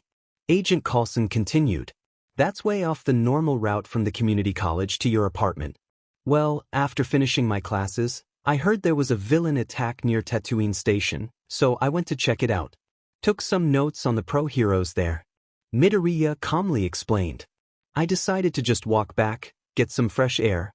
And you just happened to stumble across the scene with the sludge guy? That sounds way too coincidental for my tastes. Agent Coulson was rightfully skeptical. Are you sure there isn't anything else I need to know? Midoriya wondered if he should mention his initial encounter with the sludge villain which led to meeting All Might and discovering his secret. But he made a promise to All Might, and he was a man of his word. Oh, nothing that's relevant. Was just a coincidence, I guess. Right? And you couldn't turn the other way and let the heroes there do their jobs? Agent Coulson questioned. You weren't there, Agent Coulson? Midoriya yelled, aggravated. There were more than enough heroes there to formulate a plan, but they were completely okay with just standing around, waiting for someone else to do their damn jobs. The hostage, he would have died if someone didn't act. I get that, Cap. But Japan's quirk regulation laws are very strict. This isn't the 2000s Wild West anymore. You have to be mindful about this stuff now. He lectured. Midoriya paused to sigh, momentarily collecting his thoughts. I know, and I am trying to follow the rules, but if I see someone in trouble I can't turn the other way, whether I break the law or not. Coulson was silent for a moment before exhaling deeply. You don't make things easy, Kappa. He chuckled ruefully. Happy to know you're the real deal like the legends say.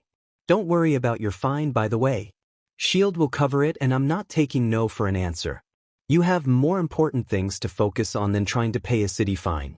Midoriya smiled lightly. Thanks, Agent Coulson. That does take a load off my mind. He received a fixed pension from the agency that covered living expenses and a good allocation for leisurely things. Not having to wonder about how to pay back a 150,000 yen fine was a relief. Wouldn't be the first time Shield has had to clean up messes, certainly won't be the last. Just try to be more careful going forward. If the world found out that Yeah, I know. Midoriya rolled his eyes. If the world found out their fabled first hero was still alive and wasn't a natural-born one, Pandora's box would be opened. I get it. I don't agree with it either.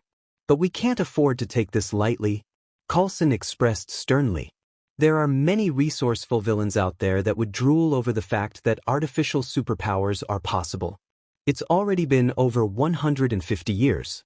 If they haven't figured out her serum's formula yet, I doubt they ever will. Least you can rest easy, Midoriya solemnly thought. Shield and I'll be here if you need us, Cap. Coulson continued. Just keep studying hard and training your body back into fighting shape. UA University's entrance exam is no joke, only 1 out of 300 applicants are accepted. I know, Agent Coulson. I'm studying hard to get caught up on everything, Midoriya stated. You can just call me Coulson Cap. Whatever's comfortable with you. Oh, Midoriya heard Coulson's tone shift to excitement. You should take the time to also catch up on some of the latest pop culture trends in your free time. That way when you get into UA you know the lingo of your peers. If I get into UA, Midoriya corrected. When? Coulson retorted strongly. Also, unrelated, there's a new movie from Disney coming out about you in July. A new trailer just released today. You think you can check it out and tell me your thoughts? Midoriya sweat dropped with a sheepish smile. Coulson sure is a fanboy? Sure. I'll add it to the list, he replied. Good. Also, thanks again for signing my replica shield. And no problem. Midoriya lightly stuttered, feeling bashful. Spend your time wisely, Cap. Don't be afraid to make some friends while you're there. Coulson out. With that, the call ended. He placed the phone back in his pocket and sighed deeply. He reached into his satchel to pull out a notepad titled Things to Catch Up On. Flipping over several pages of various list items that included movies, books, and music from the last 150 years. At the end, he added Disney movie trailer about me. He sighed heavily, placing the notepad back in his bag. I have my work cut out for me, he murmured in English. Green hair. Midoriya stopped and turned, surprised to see it was the ash blonde running toward him. Hi, it's you. Didn't get your name, he awkwardly said. Bakugo stopped a few meters away from Midoriya and took a short moment to catch his breath. Did he run the whole way here? Bakugo. Jin, what's your deal? Huh. Midoriya tilted his head in confusion. Why'd you rush in like that? Bakugo clarified. You don't know me. So why? Oh, looked like you need help. Body moved on own. Midoriya shakily replied. Bakugo's gaze narrowed as if he were scrutinizing Midoriya's reply. His body moved on its own, huh? He shot Midoriya with an expression mixed with indignation and confusion. Yeah, well, it was All Might who saved me at the end of the day, so don't think I owe you or anything, got it? Bakugo yelled angrily. And don't you dare think you can look down on me for this, green hair. I will be Japan's #1 hero. And this'll only make me stronger. Not you or anyone else will have to ever save me. Got it? Midoriya simply nodded. Why, understand? Also, work on your damn Japanese. It's freaking annoying to listen to. With that, Bakugo stuffed his hands in his pants pockets and stomped away. After Bakugo turned a corner, Midoriya shook his head and chuckled lightly. That guy definitely has a lot of pride. Bakugo? A thought then occurred to him. He said he wants to be the #1 hero. I wonder if he's trying out for the UA entrance exam too? Should ask him if I see him again. I am here, All Might announced, popping up from around a corner. Midoriya yelped at All Might's sudden entrance. All Might? Why you here? The reporters? Haha. All Might laughed boisterously while flexing his impressive biceps. I stand for justice, not sound bites. Because I am All Mig Dash. In the middle of his monologue, All Might's form suddenly reverted to its shriveled state in a puff of steam.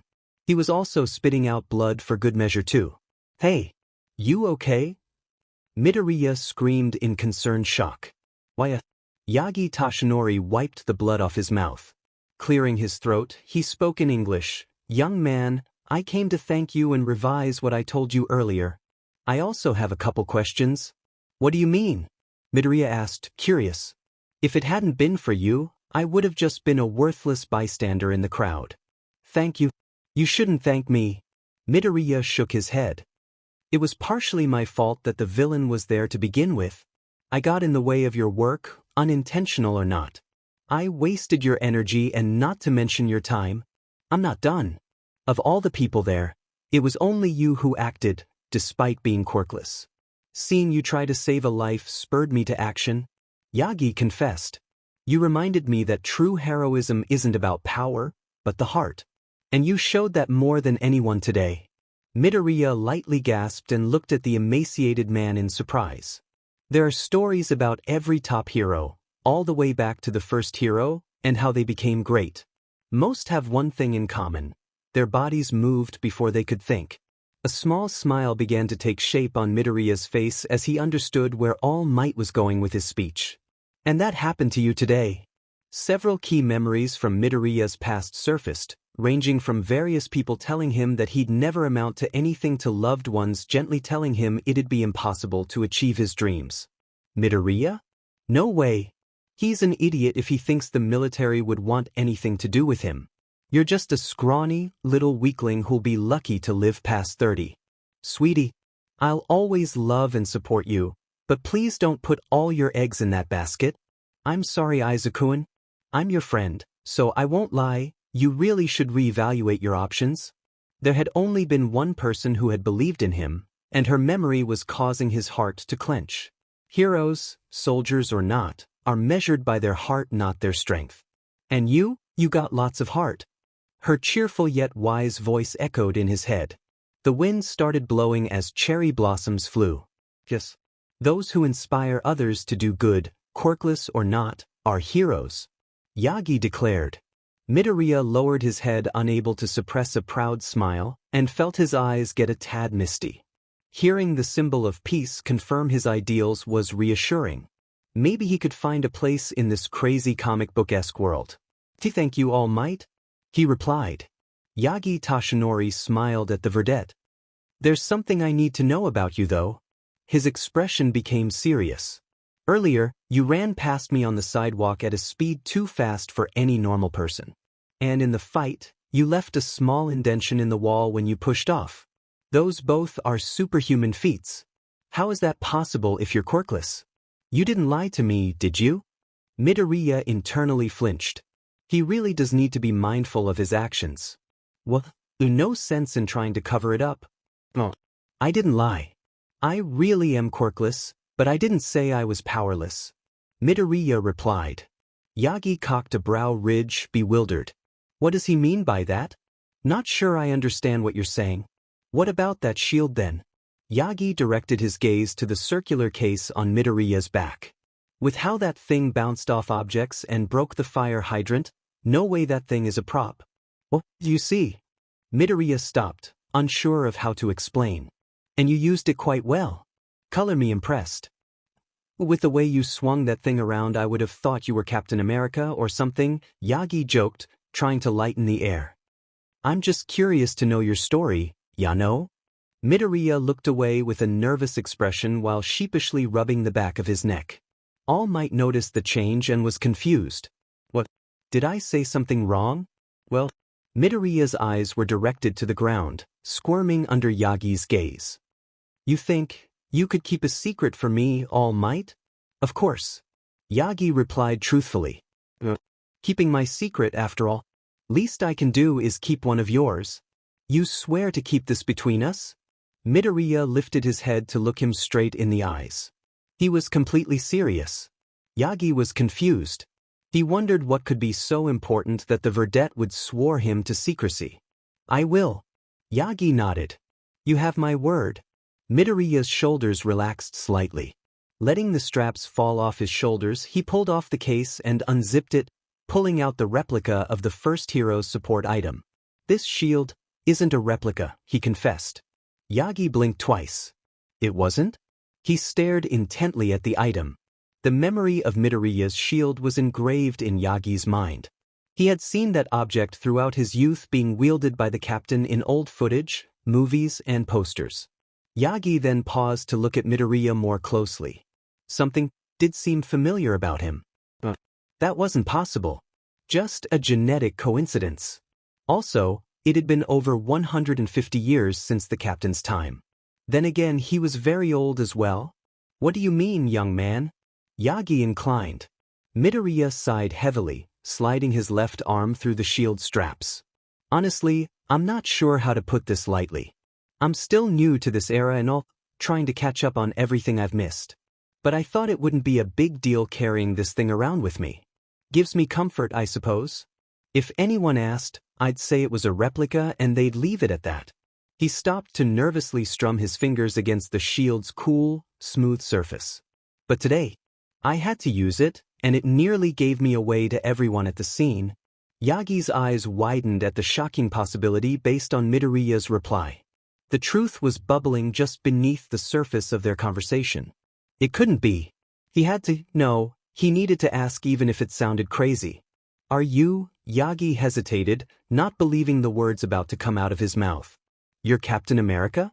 Yagi Toshinori, All Might, had seen many things in his years as a pro-hero. Petty theft, gangs, murderers, kidnapping, natural disasters, trigger busts, and crazed supervillains, the works. This, however, did not fall under any of the above. Midoriya's eyes were closed for a moment as if he were processing All Might's question and whether to respond. Finally, he opened his emerald eyes, revealing the seriousness behind them. Just like that, Yagi's world was flipped upside down. He leaned his hand against a nearby wall. All the remaining strength in his weakened body was fading away at the dawning realization. I need to sit down, All Might said faintly. He then felt himself collapse face-first to the sidewalk, his vision getting blurry. All Might was the last thing he heard before consciousness left him. Teachers open the doors, but you must enter by yourself. Chinese proverb. San Francisco, California, April 2042. Peggy cut off her motorcycle's engine and pushed out the kickstand. Pulling off her black helmet, her glossy black hair fell down to her shoulder blades. She wore a black zipped biker jacket, tight blue jeans, and black boots. All right, finally here. Peggy dismounted the bike, relieved to finally stand after a 4-hour road trip. Traffic to San Fran was a pain. Izuku dismounted the bike and took off his white helmet. He wore a dark emerald jacket with black trim over a red t-shirt, dark gray pants, and his red high tops. Strapped to his back was a yellow knapsack. Oh wow, we're actually here. His eyes sparkled with excitement at the massive convention center across the large parking lot. We're not even in the building yet and you're already this excited? Peggy couldn't help but laugh, ruffling Izuku's messy hair. I can't help it. Izuku pulled away. The Innovation Expo is the biggest STEM event of the year. The world's best and newest inventions and scientific theories are showcased here. STEM? Peggy cocked a brow in bewilderment as she put their helmets away in the bike's saddle boxes. Like on a plant? Oh, it's an acronym for Science, Technology, Engineering, and Mathematics. Izuku clarified.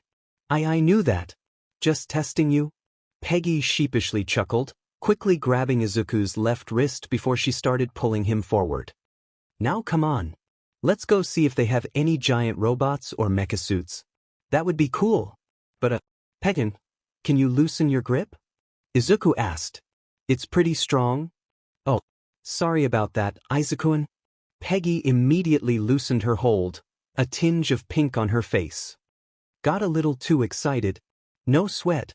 Let's go see the expo already, Izuku said excitedly.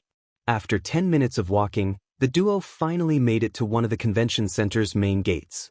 The name of the multi-storied building was the Gendoria Convention Center, according to the various signs they passed.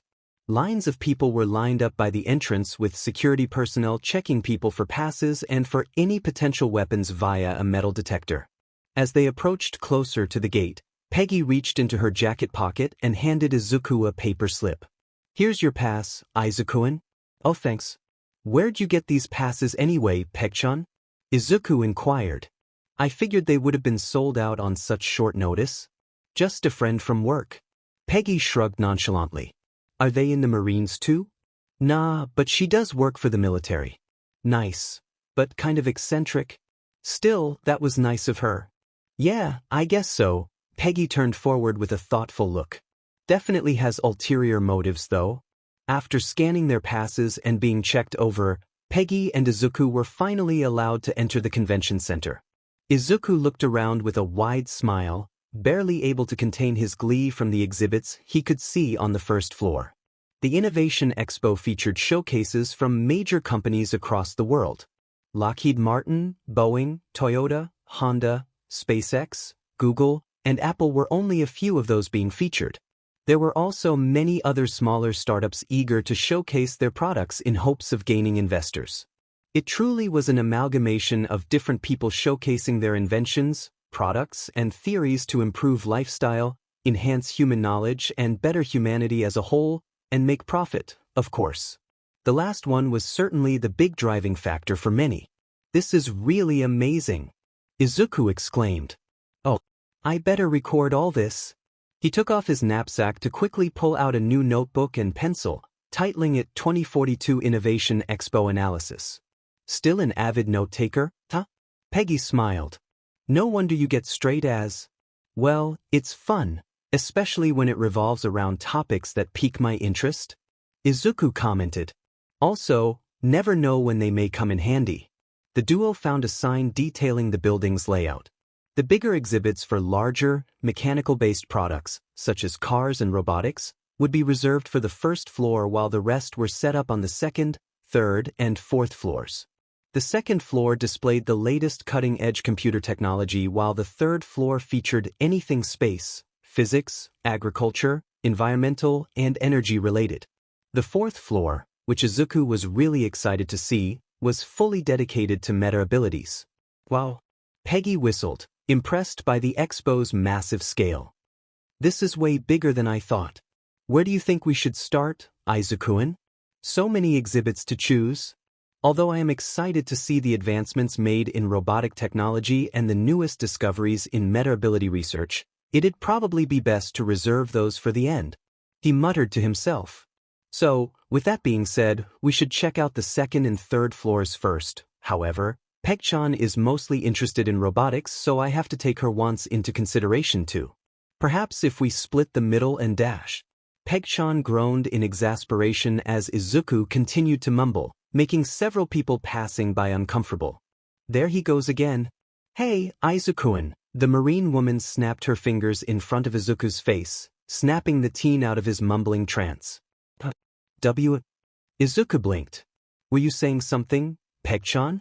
Let's check out the second and third floors first. We can save the more exciting stuff for later, deal? She offered with a small smile. Izuku returned the smile and nodded. Sounds good. The pair found a set of escalators that took them up to the second floor, which was packed with people. Most of the exhibits featured future models for desktops, laptops, smartphones, and various devices. The most popular booth was showcasing prototype hologram technology, much to the pair's amazement. Though the hologram itself was transparent and not well detailed, it was still cool nonetheless. Izuku took many notes and sketches detailing the prototype hologram projector. Satisfied they had seen enough of the computer floor, Peggy and Izuku went to the third floor. Much to their surprise, There were not many people present on the floor in spite of the major exhibits. NASA and SpaceX had exhibits to showcase the latest development in nuclear-powered thrusters that could, in theory, get humans to Mars and the outer solar system in relatively quick time. Oil gas companies like ExxonMobil and BP were demonstrating new efficient methods for creating biofuels. Energy companies proudly featured cutting-edge technology for nuclear, windmill, and solar panel efficiency.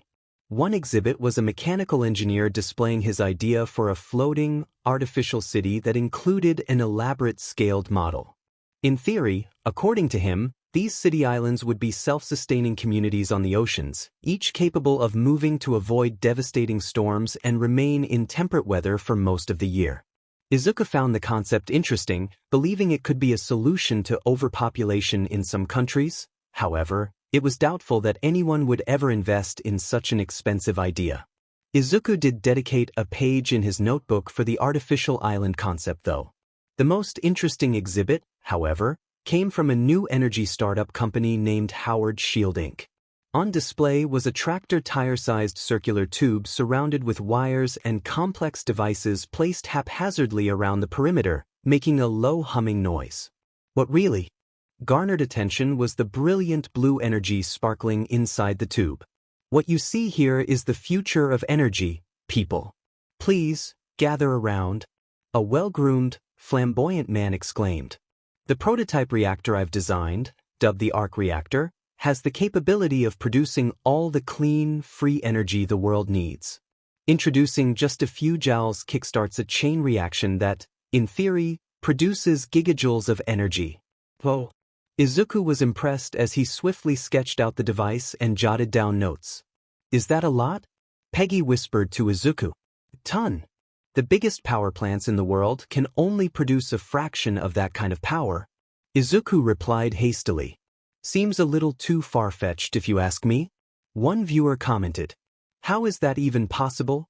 Another questioned. Oh, doubters? Don't believe me, the man smirked. Well, kind sirs, direct your attention to the electrical meter to the side. The crowd turned to a LED screen displaying the reactor's energy output in bold, green numbers. The reactor is hooked up straight to this meter. As you can see, this prototype is producing a noteworthy 500 joules already. Impressive, right? A bigger one would be able to produce so much more with minimal upkeep. You said this device could produce gigajoules of power in theory, correct?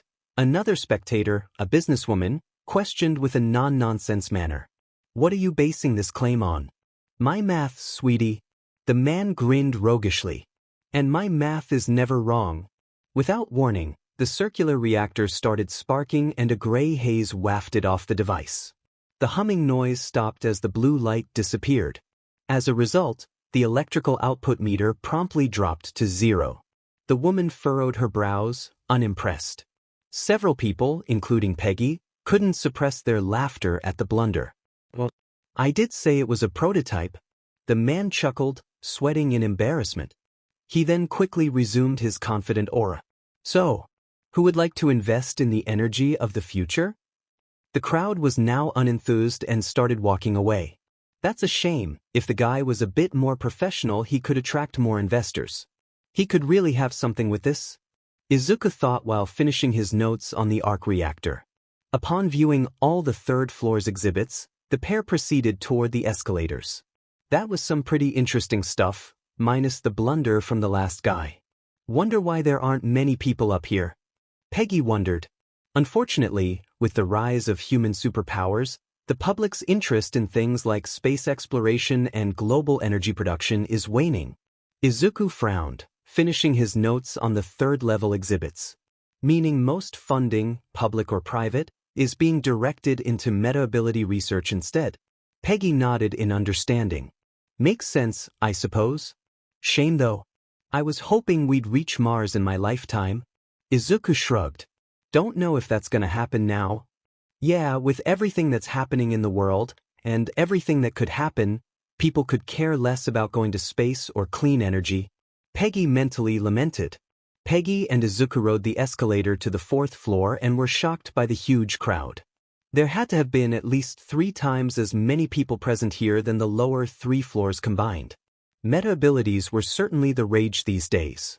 Peggy could have sworn Izuku was about to burst from excitement. He's really into this stuff, huh? From there, the pair viewed every exhibit they could despite the growing crowd.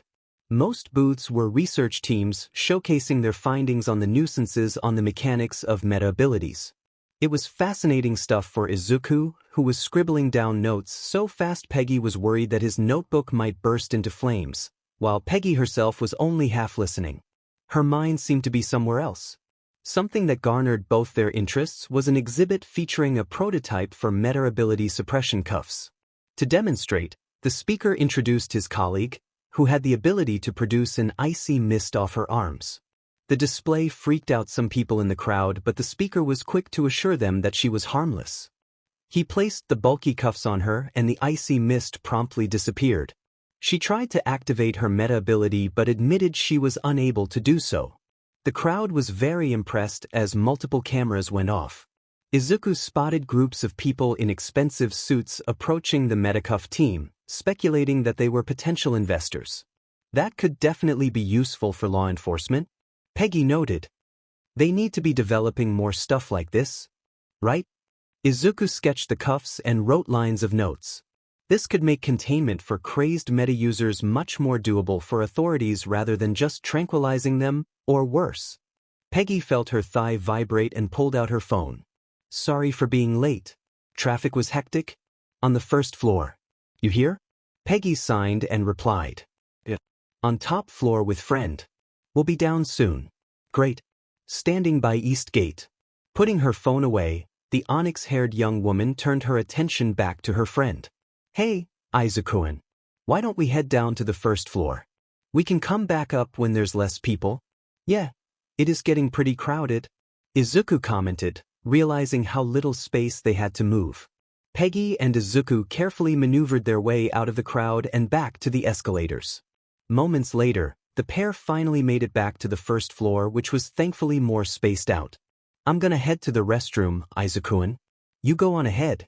I'll catch up, Peggy said. All right. Izuku nodded. I'll be by the mechs. Peggy nodded and the duo walked away. The Marine went past the restrooms and around the facility until arriving at the building's east side entrance. She looked around the crowd of people and spotted her target standing close by the entrance. Approaching her target, who was looking away and unaware of her presence, she spoke up. Doctor? Whoa! The doctor jumped and turned to face Peggy, startled. Don't sneak up on people like that. The doctor was a young woman standing at 5'5", 167 centimeters, had smooth pale skin, and was of Asian descent judging by her facial structure. She had ruby red hair tied into a ponytail by a black hair tie hanging off her left shoulder. A pair of thin glasses rested on her face, and if one looked closely, they would notice 3 light yellow rings around her pupils contained within her emerald irises. She wore a light purple shirt under a long white lab coat, black pants, and black slip-on shoes. Dangling from her neck was a red lanyard with her ID card attached. A gray satchel loosely hung from her right shoulder. Overall, despite some wrinkles around her eyes presumably from overwork, she was fairly attractive and had a bubbly aura around her. A/N voice actress, Laura Bailey. Peggy remained stoic as she waited for the shorter woman to calm down. Well, anyways, the doctor sighed, I'm glad you could meet me here, Yamamoto-san, or should I say Corporal Yamamoto? She smirked. Corporal is fine, doctor. Peggy replied plainly. So serious? In any case, have you been enjoying the expo so far, Corporal? Would have been here to meet you sooner, but traffic is pretty crazy in this town, ya know? Peggy nodded, keeping a straight face.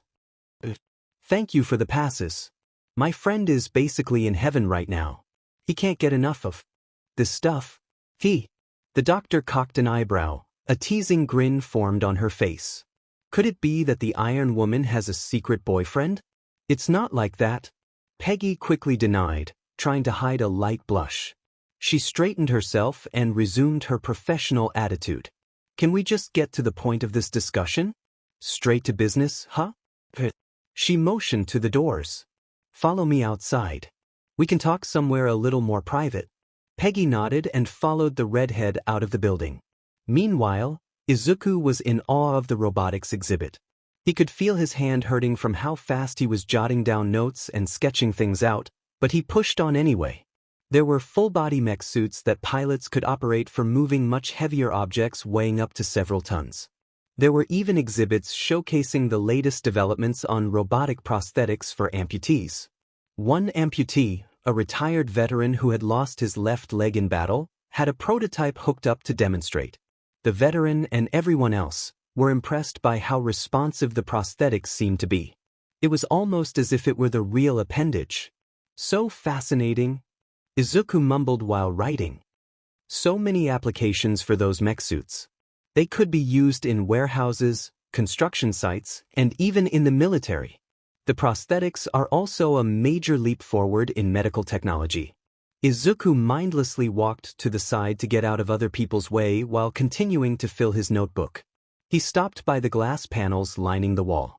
Satisfied with the notes he had taken, the dark-haired teen closed the book and placed it back in his knapsack for now. Looking around, he just realized Peggy had not returned yet. He took out his phone and didn't see any texts from her. It's been over 10 minutes? Izuku was mildly surprised by how much time had passed since they separated. Maybe I should go look. He stopped when he spotted something out of his peripheral vision through the glass panels. Across the street, he saw American flag banners hanging around a building. Looking closely, he realized it was a military recruitment office and, judging by the signs, it was for the U.S. Army. The lights were still on, so maybe the office was still open?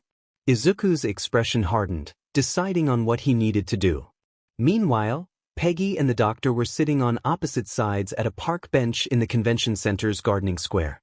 They were in a relatively secluded spot with tall green hedges around them and, more importantly, no people within earshot. It was late evening as an orange glow was cast over the city as the sun began its descent in the west. So, have you considered the offer I made? The doctor inquired in a serious tone. Peggy did not respond immediately. A short moment passed as she lowered her head, exhaling deeply. I have. And? The doctor pressed. I'm honored that out of all the candidates, you chose me. She shut her eyes and shook her head. But I have to respectfully decline, Doctor. And may I ask why, Corporal? She sounded surprised.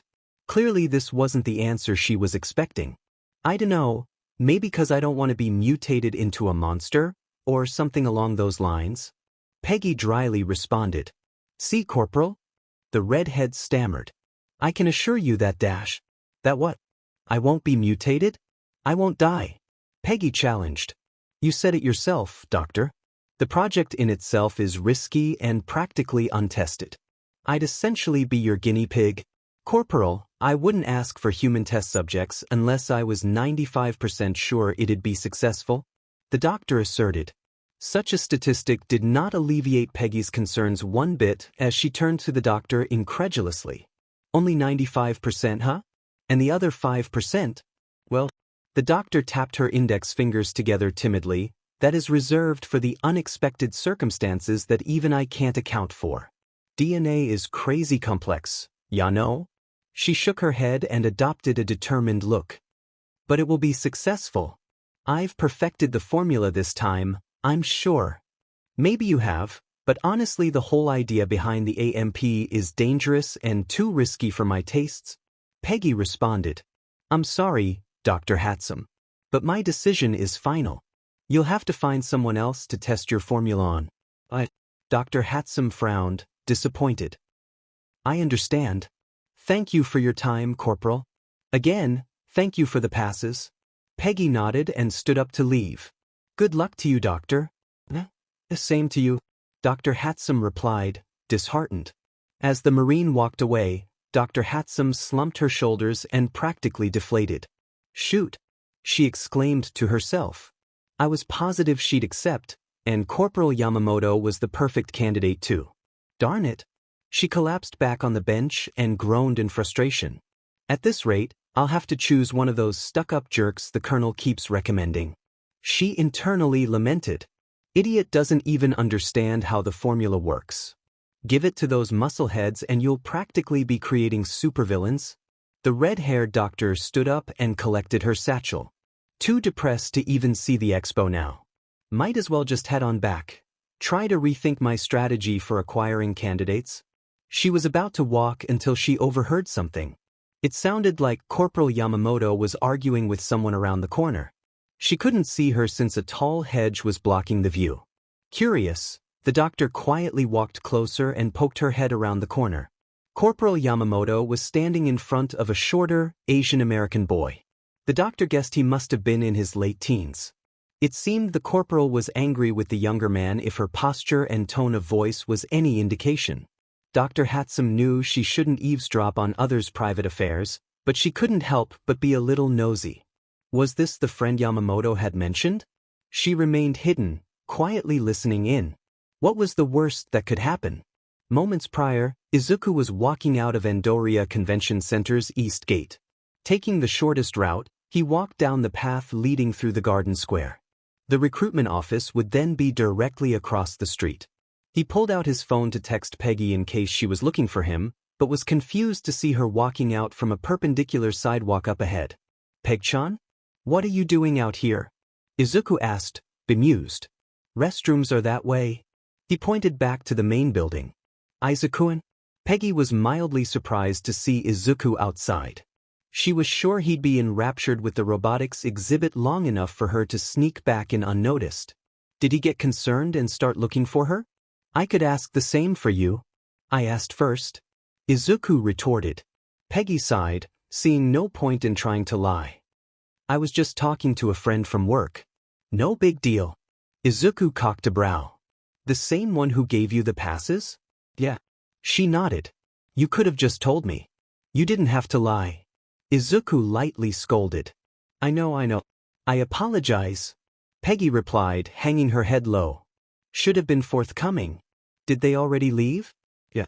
"It was a brief conversation, honestly," Peggy replied. "Had to be important for you to ditch me like that?" He deadpanned. "It's confidential. Can't get into it?"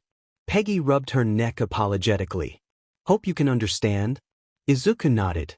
Although he didn't approve of her lying, he understood Peg-chan was in the military and couldn't share sensitive information with others, including close friends and family. "So, what are you doing out here? Come to look for me?" Peggy questioned. "Well," Izuku fidgeted slightly, knowing she wouldn't be happy. They spotted a recruitment center across the street. Peggy was indeed not pleased by his response, and directed a stern frown toward her friend. "Izuku-an?" She growled, "You were already denied. I'll try out for the Army. Or the Navy. National Guard. Heck, even the Coast Guard. Their physical requirements aren't as intense." Izuku stated. "I won't know if I don't try, right? Izuku-an? I've been really working hard, Peg-chan. Exercising and dieting. I just need another chance." Izuku argued. "Izuku, just stop," she shouted, startling her friend. Taking a moment to collect herself, she sighed heavily and shook her head. "I'm sorry, Izuku-an. I'm your friend, so I won't lie. You really should reevaluate your options." Izuku felt his heart drop at that response. He knew Peg-chan was never thrilled about him wanting to join the military, but she had always been supportive regardless. Until now, that is. Unbeknownst to the childhood friends, Dr. Hatsum was now observing them from behind a large hedge. Peggy laid a supportive hand on his shoulder. "You're a brilliant guy, Izuku-an. You can do so much more with your life. You can go to college. Become a teacher. Study meta abilities. Anything. You're just not cut out for the military." Izuku lowered his head, a shadow casting over his eyes. "I want to enlist, Peg-chan. Izuku-an, you don't have to join because of me. You can do whatever you want." She further urged. "I'm not joining because you did." Izuku lifted his head to reveal his determined gaze. "People are scared, Peg-chan. You know it and I know it. I can't just pretend that everything is okay. Society is edging closer to collapse. I need to try and help. People need someone who's at least willing to help them these days." Dr. Hatsum cocked a brow in intrigue. "Oh? Izuku-an, that's all well and good, but you're not fit for service. For any branch. Besides, even if you were somehow accepted, with your conditions you'll die in boot camp. Peggy strongly retorted. I'm sorry, but I can't support this. That's a shame, but it doesn't change my decision. Izuku affirmed.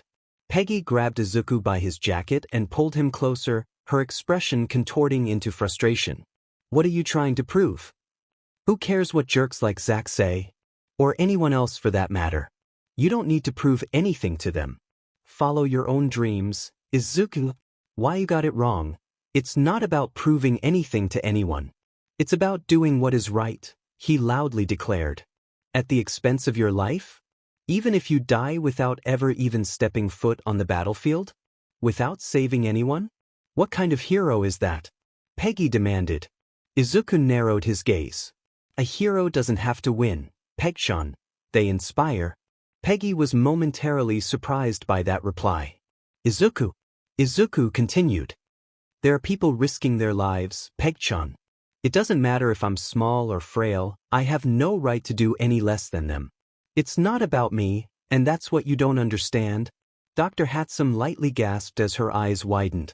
The conviction in his words and in his expression. Who is this kid? Peggy loosened her grip and let go of Izuku, exhaling deeply. I can't convince you, can I? No. He shook his head. So damn stubborn. She looked at her friend with a small feigned smile. Try not to do anything stupid, okay? Izuku chuckled lightly. I'll try not to. Thank you, Peg-chan. I'll be by the mech exhibits. Peggy walked forward, stuffing her hands in her jacket pockets. When you're done, come find me. Text me if you can't. I will. He nodded. With that, the two childhood friends parted ways as Peggy headed back to the convention center as Izuku proceeded down the path. Peggy briefly glanced back at Izuku with a worried expression and then continued forward with a heavy heart. Izuku-kun, you stubborn fool, why don't you understand? Peggy lamented. You're better off at home where I know you're safe. As Izuku passed by, Dr. Hatsum stepped out from behind the hedge with her eyes locked onto him. A small smirk graced her face as she started following the young boy to the recruitment office. Mizudafu, Japan, April 2196. With a couple clicks, a door lock was disengaged and a door was pushed open. Midoriya stepped into the dark room with an unconscious Yagi limply dangling from his right shoulder. His shield case was on his back with his yellow satchel hanging from his left shoulder. Using his free hand, he flipped a switch on the wall to turn on the main overhead light. The room was revealed to be a small studio apartment. There was a small organized desk with paper, folders, writing tools, and a computer setup. There was a three-tiered bookshelf full of books off to the side. In addition, there was a living room area connected to a small kitchen with a full-sized bed in the far corner and two more doors, one for a small closet and the other for the bathroom. Overall, it was a simple living space. Midoriya approached the living room area and carefully laid Yagi down on his small couch, his feet dangling off the side. He took off his case and rested it by Yagi while placing his satchel on his work desk. He sighed heavily while rubbing the back of his head. What a day! Today had certainly been a doozy. He was grateful that none of the other building's tenants had seen him carry All Might to his room. That would have been awkward to explain. Of course, Midoriya suspected that S.H.I.E.L.D. had undercover agents living in the complex, so the cat may already be out of the bag for all he knew. Midoriya leaned down to check All Might's pulse, and was relieved to know it was normal. Seemed the guy had truly passed out from shock. Guess I can't blame him. I'd probably be stunned too if I were in his shoes. Midoriya mused. Should I call Coulson on this? No, I don't want to risk giving away All Might's secret if they don't already know. Hopefully he wakes up soon. He stepped into the kitchen. Guess I'll try to fix some tea till he wakes up. Oh wait, he doesn't have a stomach. Can he even drink tea? As Midoriya fiddled around in the kitchen, Yagi groaned as consciousness returned. His eyes fluttered open as his bleary vision steadily refocused to a plain, eggshell-white ceiling. Seeing that he was in an unfamiliar place, Yagi immediately sat up from the couch and looked around alert. What happened? Where am I? Easy there, All Might, Midoriya calmly said, stepping out of the kitchen. It's all right. It's just me. Yagi was momentarily confused as to why he was here until it suddenly occurred to him. He lowered his head into his palms and groaned in embarrassment. He passed out, didn't I? Yeah. Midoriya lightly chortled. Brought you to my apartment since it was already close by. By the way, your skinny form was a bit heavier than I expected. Not that I'm calling you overweight or anything. He frantically waved, worried his words may be misinterpreted. Yagi looked at Midoriya apologetically. Apologies. I didn't mean to inconvenience you. Don't sweat over it. Midoriya looked at All Might in mild concern. Are you feeling okay? I was worried you might have lost too much blood or something. Why, I'm fine now.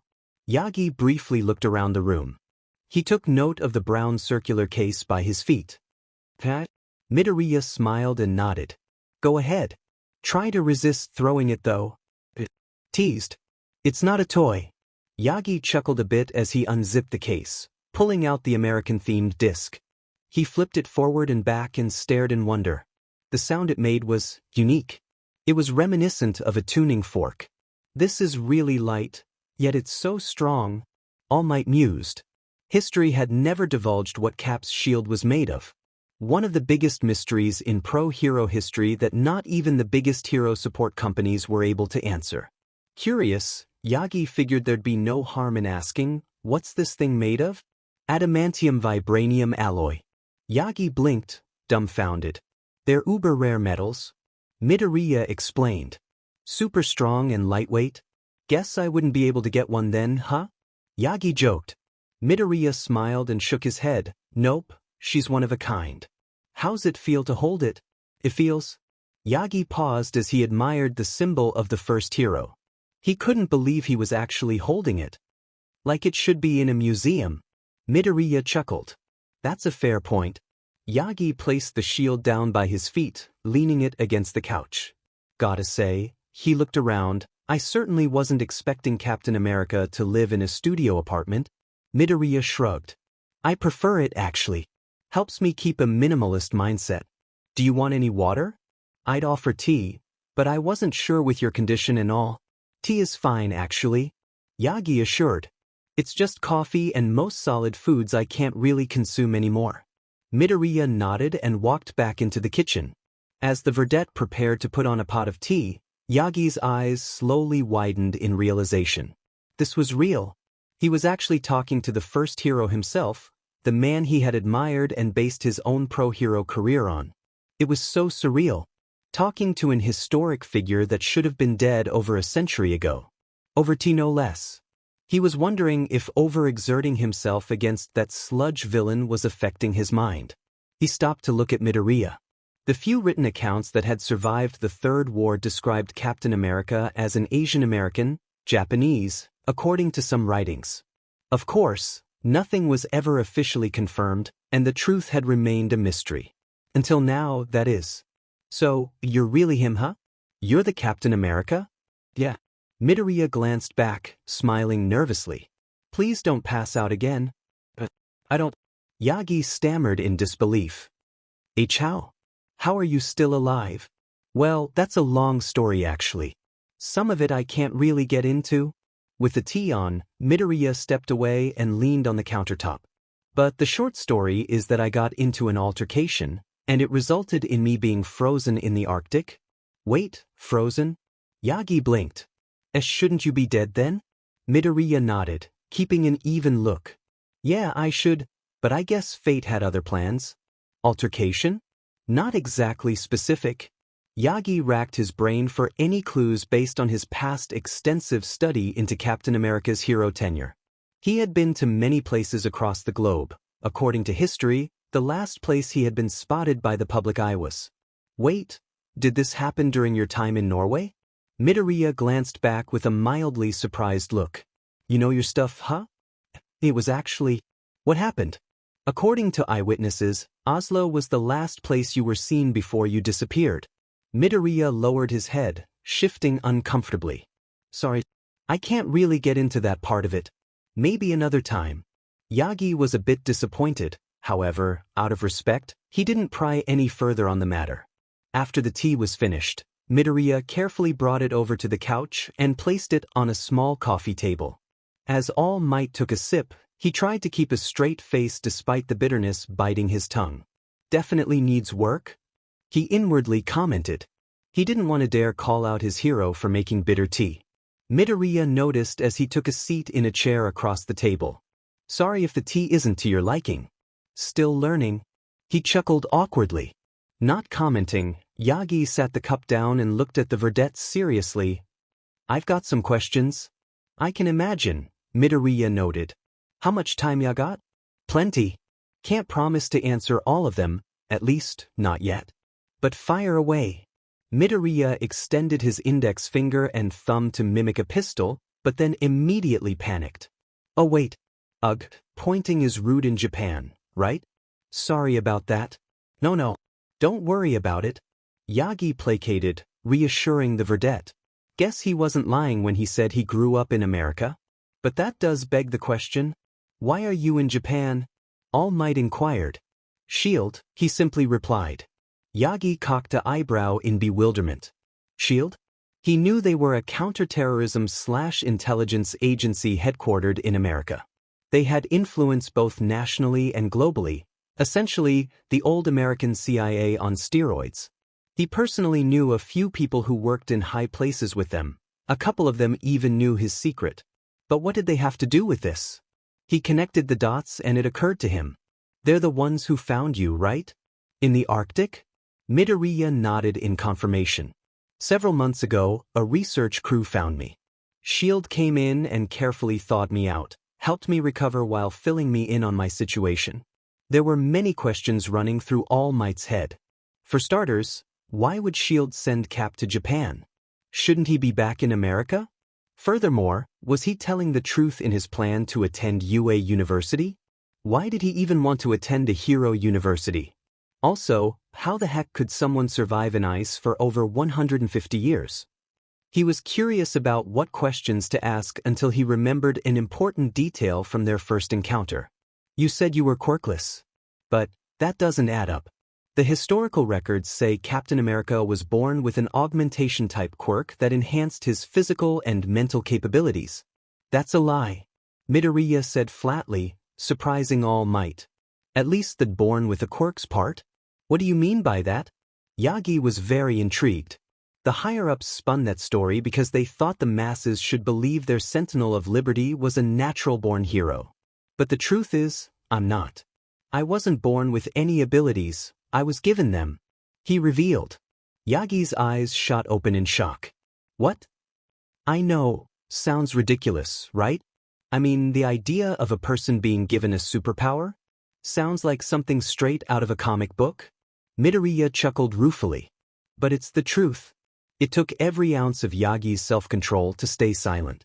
Captain America, the man who defied the odds and bested formidable foes with nothing but his strength, wits, sheer determination, and a shield, the one who had started the tradition of pro-heroes wearing costumes, the world's first hero, was born quirkless. How could he be quirkless yet superhuman at the same time? Yagi couldn't believe what he was hearing. He was tempted to interject that he did understand but stopped himself. Now was not the time to reveal that secret. This stays secret between us. Can I trust you, All Might? Midoriya requested. Yagi nodded, determined. Yes. I know how to keep secrets. After all, I have plenty of my own. He dryly noted. I'm a super soldier. Midoriya plainly stated. Yagi blinked and looked at the verdette bewildered. Super soldier? I'll keep it brief.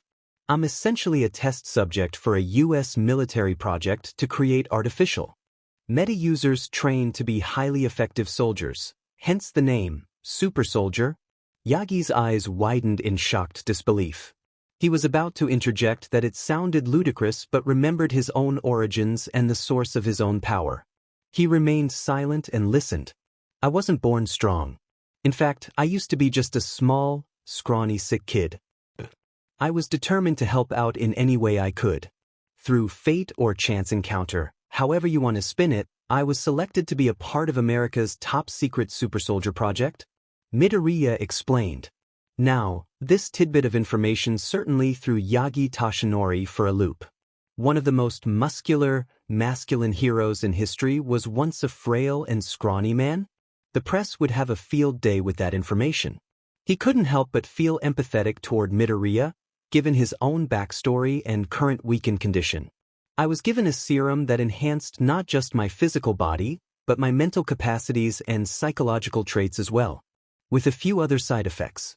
In short, my abilities aren't really considered a quirk as I don't have the genes to classify it that way. That's why I refer to myself as quirkless. Yagi was speechless. Artificial quirks were possible? Now he could understand why the higher-ups at the time were determined to keep Captain America's true origins a secret. He could think of one man in particular that would love to know that superpowers could be manufactured. The atrocities he could have committed with that knowledge. He shook his head at that thought. No, he's gone. I bashed his head in. He won't recover from that. All Might tried to assure himself, but a hint of doubt remained. Hey, All Might. Yagi was snapped out of his musings by Midoriya, who was looking at him in concern. Hey, you okay? I certainly wasn't expecting that story, is all. Yagi played off. Midoriya nodded and deflated slightly. Never meet your heroes, I guess? He took a sip of his tea, which had cooled down enough, and grimaced. Too bitter. Yagi couldn't help but chuckle. I could teach you how to make a really good pot of tea if you want. Might take you up on that offer sometime. Midoriya smiled. Midoriya took the opportunity to take his failed attempt at tea and dump it down the sink. He prepared glasses of water instead while also reaching into a cabinet to pull out several wrapped bars with no label on them. He unwrapped one to reveal an energy bar, which he promptly consumed. Thanks. As Yagi took the glass, another thought occurred to him. I'm curious about something though. Midoriya took a few gulps of water before unwrapping another energy bar to take a few bites. I can imagine. What's up? On the rooftop, why did you ask me what it means to be a hero? You already knew that for yourself, so why try to ask me? Yagi questioned, curious. He chuckled wryly. Fair question. Midoriya was silent for a moment as he collected his thoughts. When I learned that being a superhero was an actual career in this era, the fanboy in me was stoked. I mean, I was in a world of actual superheroes and supervillains. Straight out of a comic book. I was eager to study them and took down as many notes as I could. He motioned to his desk, which had over a dozen notebooks stacked to the side. After briefly reading and signing Midoriya's 13th book, All Might surmised the other 12 were filled with detailed information about many other pro-heroes and villains as well. He was stunned by how much information regarding their quirks and fighting moves Midoriya was able to record in a relatively short amount of time. Midoriya's expression became downcast. But then I started to notice how commercialized everything was. Heroes constantly trying to one-up each other and the shameless advertising. I dunno, it was pretty disheartening. Because if that's what it takes to be a modern hero, well, I just don't have the stomach for it. Then I heard about you. He smiled. Yagi was intrigued yet remained silent to listen. Though you are popular and have a ton of merchandise, you still put what's important first. You help and rescue people with a fearless smile and unreal strength. You're basically a living Superman. Midoriya exclaimed excitedly. Who? Yagi asked, cocking a brow. Midoriya looked at All Might in mild shock that had never heard of the most famous fictional superhero. Guess comics really are dead in this time period? Forget it. Not important. He waved off before continuing. Anyway, with your strength and charisma, and the fact that crime rates dropped to historical lows since your debut, I could see why people called you the symbol of peace. It's who you are. So, I wanted to hear your personal stance on heroism and what it means to you. Yagi turned away in shame. I let you down. Didn't I? Well, yeah, but don't take it too hard. I understand why you felt that way. Midoriya reassured. What with your 3-hour limit and that injury and all? I get you were just trying to protect a quirkless boy with a half-baked dream. Despite Midoriya's consolation, Yagi still didn't feel much better. Oh, it was wrong either way. Even if you weren't Cap and were just a quirkless boy, it wasn't right for me to say those things to you. He countered. Power doesn't make a hero. All Might then looked back at Cap seriously. Be honest with me. His gaze turned serious. After our talk on the roof, were you considering giving up? He needed to know even if the response pained him to his core. Midoriya was momentarily silent as he pondered the question. It was certainly discouraging.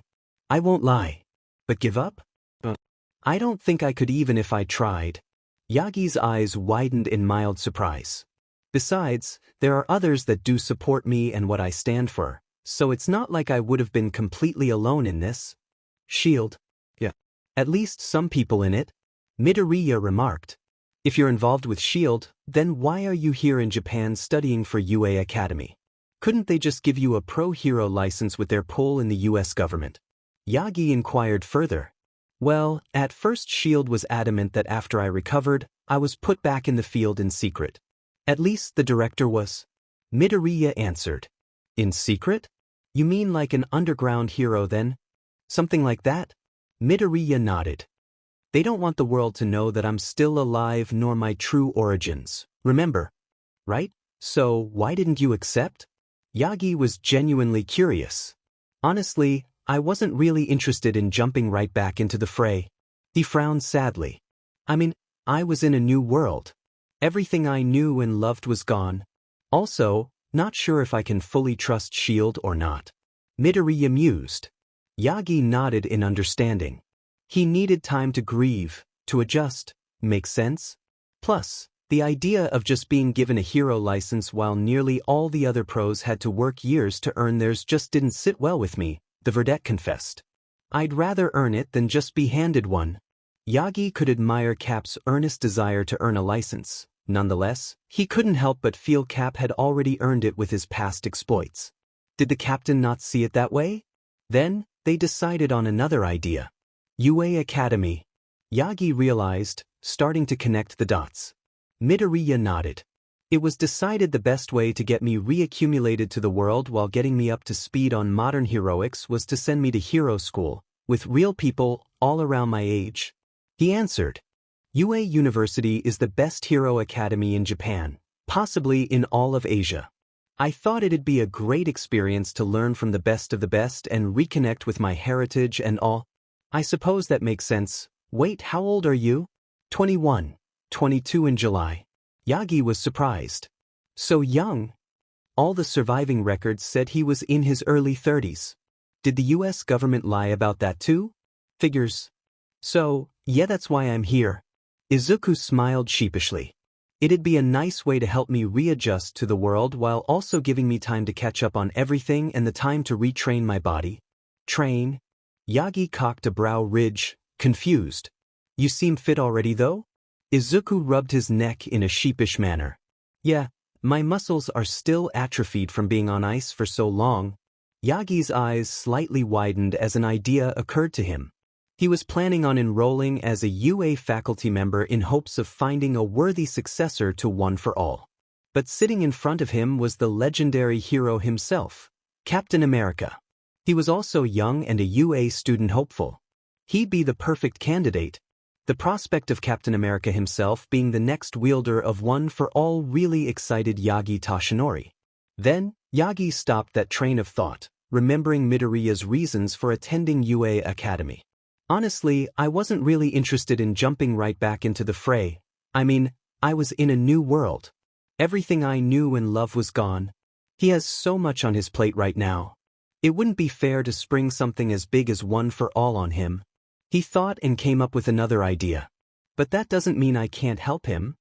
I have an idea then. Perhaps I can help train you? Yagi eagerly suggested. Get your body back into fighting shape. Midoriya blinked, taken off guard by the offer. You do that? You're a busy hero, so I wouldn't want to interfere with your work. Nonsense. Yagi waved off. Between you and me, I'm planning on joining UA as a teacher next semester, so I'm in town for quite a while getting ready for it. Really? Is that why you were in Muzutafu today instead of your agency back in Tokyo? Midoriya asked. Yeah, partially. Yagi replied. I can get into that another time. But if you're willing, I'd be more than happy to help you. Midoriya thought about it and the idea certainly appealed to him. How many people could say they received training from the world's #1 hero? But he did have his studies to keep in mind. That sounds great, but I do have my studies at the local college. Midoriya mentioned. Could we work our schedule around that? Of course. Actually, I have a plan in mind that takes all of that into consideration, Yagi explained. After all, if you're going to get into UA, you'll have to pass the written and practical exams. Midoriya nodded in satisfaction, not seeing any reason to decline. Well, he stood up and stretched his hand out. I certainly won't turn down help from the #1 pro if he's willingly offering it. Yagi stood up and shook Midoriya's hand in return. You won't be disappointed, Cap. Midoriya is Zuku, he introduced. Pleased to meet you, All Might. Yagi smiled, excited to finally know the captain's real name. Yagi Toshinori. The pleasure's all mine. Nearly an hour later, Yagi stepped out of the Ender Apartments complex and onto the sidewalk. Nighttime had arrived as street lamps illuminated the city streets. Can't believe this is all real. He exhaled, still internally trying to come to terms with everything that had happened tonight. I'd better get back soon to at least get a head start on writing up Cap's plan. Yagi pulled out his phone to look at the notepad app, momentarily studying the info Midoriya had given him on his body specifics and diet. Who would have thought those energy bars he was eating were 3,000 calories each? His metabolism was crazy high. He'd just have to factor that into the plan.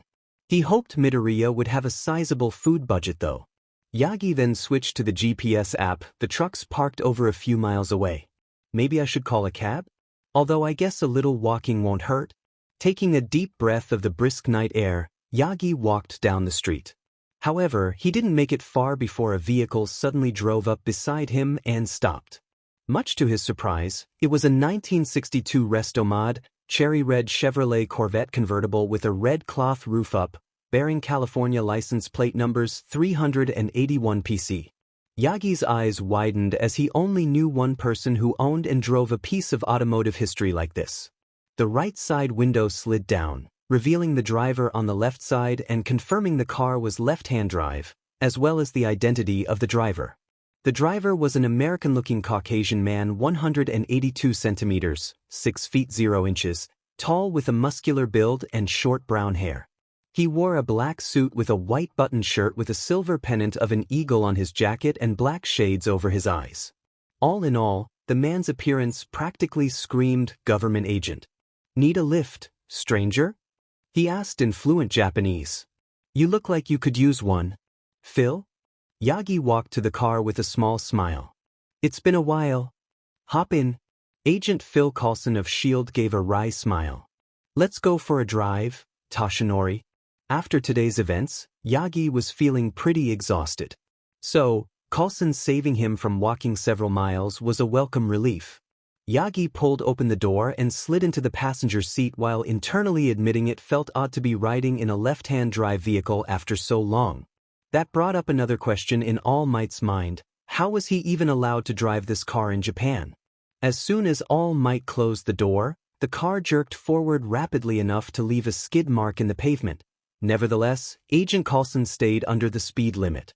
I thought the whole point of a secret agent was to be inconspicuous, Yagi commented lightheartedly. Hiding in plain sight, Coulson mentioned. Nobody would expect a government agent to be driving a flashy sports car. James Bond? All Might retorted. Coulson laughed a little. Only in the movies. I don't even want to guess how you're allowed to drive Lola in Japan. Yagi shook his head. S.H.I.E.L.D. has its ways. Agent Coulson replied. S.H.I.E.L.D. Yagi suspected there would be more to this ride than two old friends simply catching up and didn't need his old sidekick's quirk to foresee what the crux of this conversation would be about. Deciding to skip the pleasantries, Yagi asked, Not that I'm not happy to see you, but what are you doing here? I haven't seen you in 5 years, not since Since your accident? Coulson finished, making Yagi slightly flinch, and then briefly glanced at his passenger. I'm here on assignment, also looking for any old pro hero memorabilia I can find. Japan is a treasure trove for those kinds of things. Still trying to grow your collection, huh? Always, Coulson smirked. Yagi lightly chuckled and shook his head. Coulson, still a hero fanboy? But we're not here to discuss me or my admittedly impressive hero merchandise collection, Coulson continued, even though I'd like to. Young Midoriya? Yagi stated rather than asked. Not sure if young is an accurate description or not, but yes. I take it you're his overseer then? Liaison, to be specific. Coulson came to a stop at a traffic light, allowing pedestrians to cross. Several bystanders openly gawked at the red convertible. It made sense, after all, Coulson's car was over 200 years old. How he was able to acquire such a relic and resto-mod it, Yagi still had no idea. He didn't give out much, if any, details on Lola's history. I already promised Midoriya I wouldn't tell a soul of his identity, Phil. Yagi sighed. You don't have to swear me into secrecy or anything like that. You know me. I know that. Not concerned about it. Coulson turned to Yagi with a serious look. I just want to know what happened today. Yagi didn't respond, only looking at the agent curiously. We spotted Cap carrying your unconscious body into his apartment, so naturally I'm curious. Coulson elaborated. The traffic light turned green, and Coulson resumed driving down the street. Wait, you were spying on us? Yagi slumped his shoulders while placing his right hand on his forehead, exasperated. Of course you were. Forgot who I was talking to. If they saw Midoriya taking me to his apartment, did they also see my transformation in that street? Correct. Yagi inwardly lamented, fearing the entire spy organization would soon know his secret. It's our business to make sure nothing happens to Cap. If it makes you feel any better, the agents reported only seeing him carrying you, nothing before that. So your identity is safe, Coulson assured. Yagi sighed, feeling a huge weight off his shoulders. That's good to hear. You're the only one I can trust in your organization. No offense to the director and everyone else. You know Director Fury would die before giving away your secret to anyone. Coulson pensively mentioned. He knows how important it is. I know, it's just well. Yagi wasn't sure how to say how he felt about the enigmatic director without coming off as too aggressive. His secrets have secrets? That's actually a good way of putting it. Yagi admitted. Fury's secrets aside, Coulson switched topics away from his boss and friend. Cap went off his usual route today and our undercover agents lost track of him. Then the whole thing with the sludge villain went down. He glanced over to Yagi, pulling his shades off. He knows your secret, doesn't he? Yagi sighed. He knows I'm all might, yes? If it isn't too much trouble, can you please share what happened today, Toshinori? How did you and Midoriya meet? Coulson asked politely. Yagi spent the next several minutes explaining to Coulson the circumstances behind his encounter with Midoriya. Starting from his pursuit of the sludge villain, saving Midoriya from said criminal, Midoriya hitching a ride on his leg, his secret being revealed on the rooftop, how the villain escaped, and finally witnessing Midoriya's heroic actions against the sludge villain. He then explained how his second meetup with Midoriya unfolded, and finally learned the legendary captain's true identity. Coulson had taken the story in stride, but his visage darkened upon hearing how Midoriya was almost killed by the sludge villain.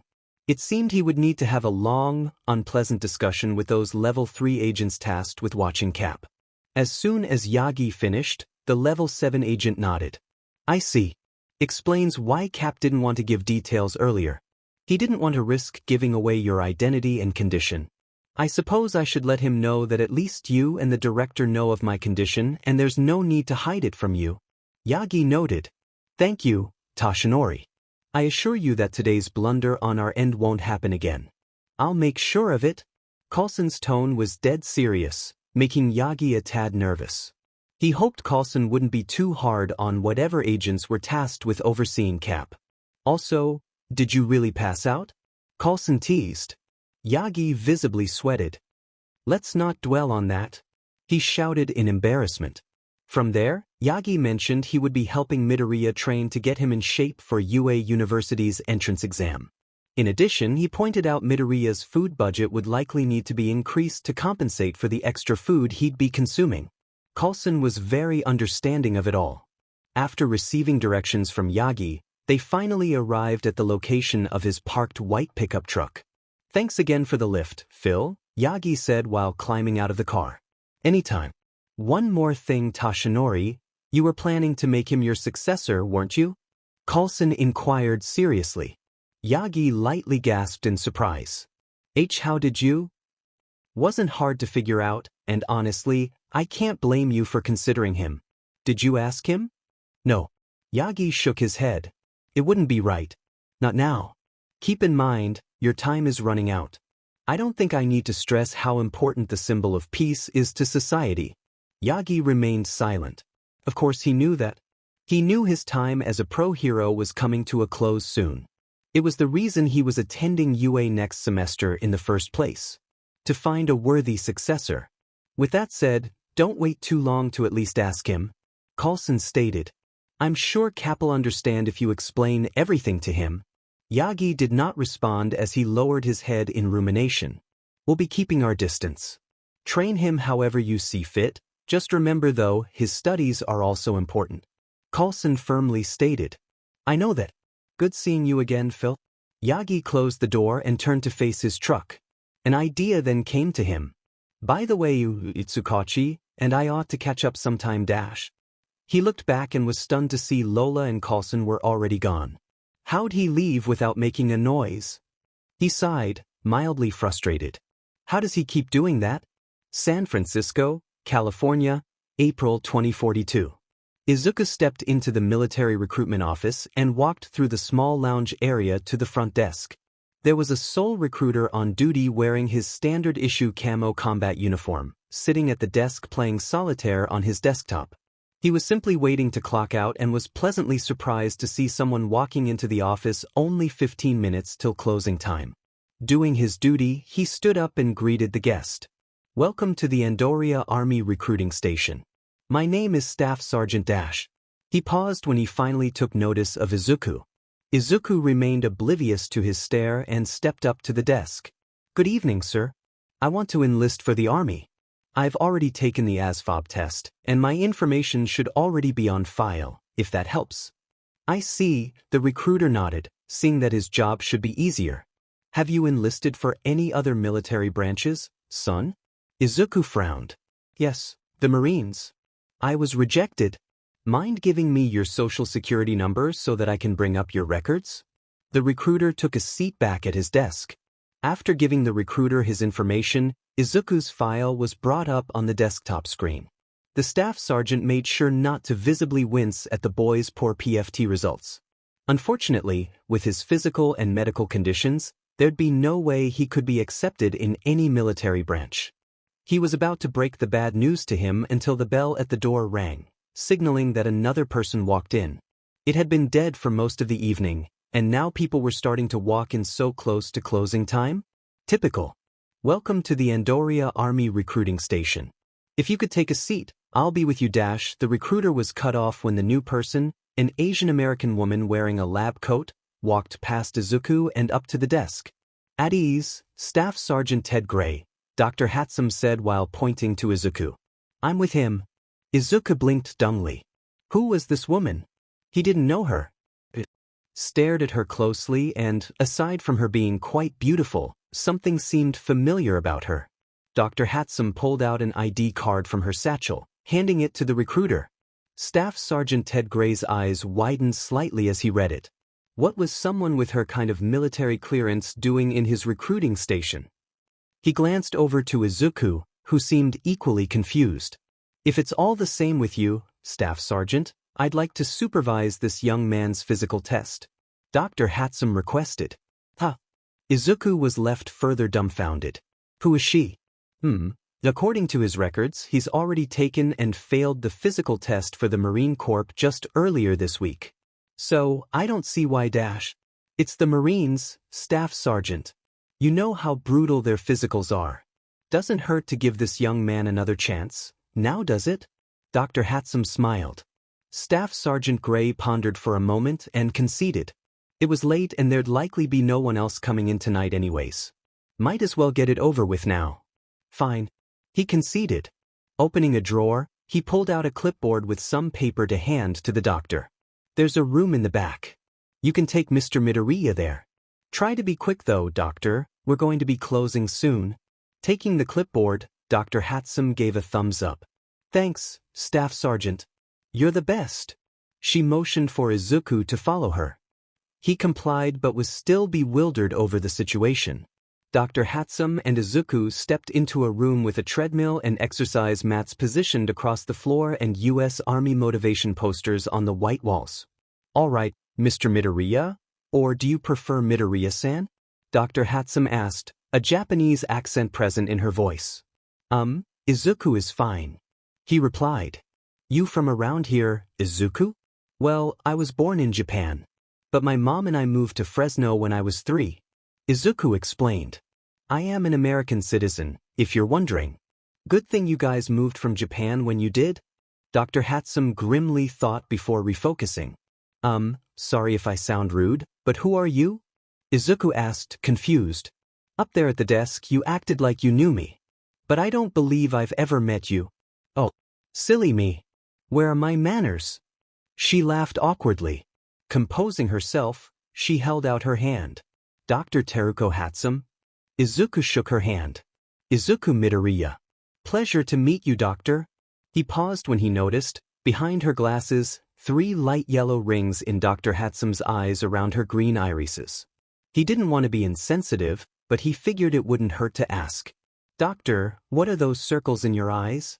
Oh, it's part of my meta ability. She adopted an expression of slight concern. Does this bother you? I think it's fascinating, Izuku asserted, grinning. If you don't mind, could you tell me what your ability is? Dr. Hatsum closed her eyes and grinned proudly. I call it micro-insight.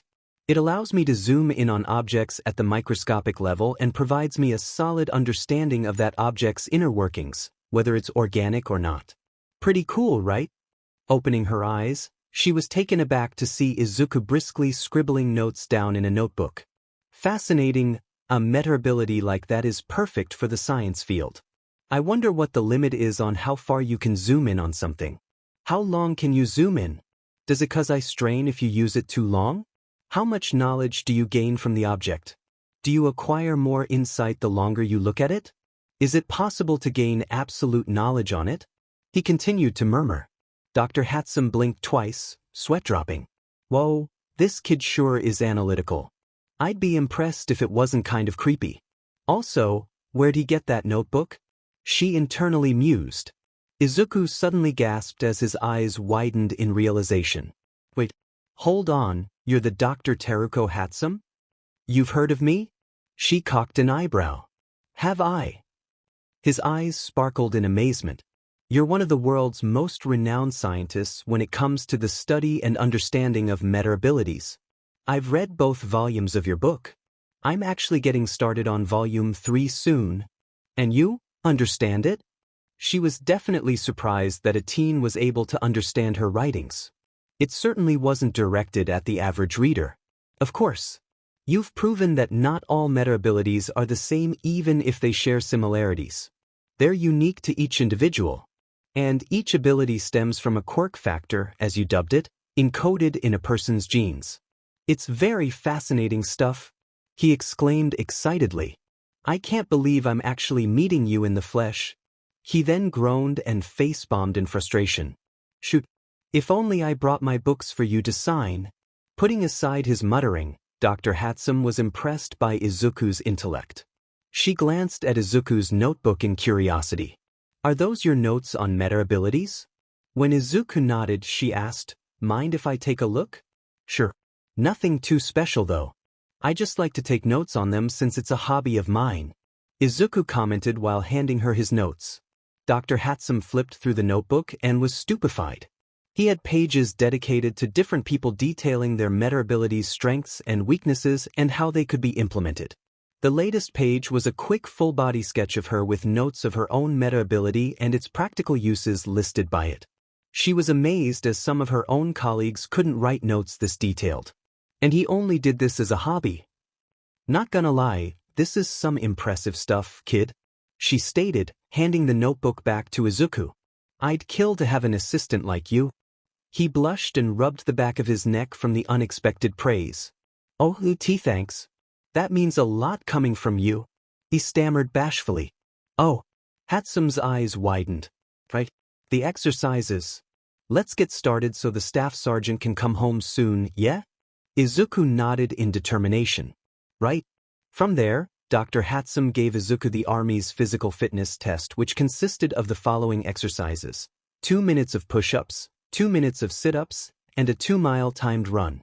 Applicants had to pass with at least a score of 60 on each event and overall score of at least 180 points. The ruby-haired doctor didn't think it was too big of a deal. After all, Izuku was young. Surely he could do these exercises in a timely fashion even if he was on the scrawny side. 15 minutes later, Dr. Hatsum was left speechless. To say Izuku did badly would be an understatement.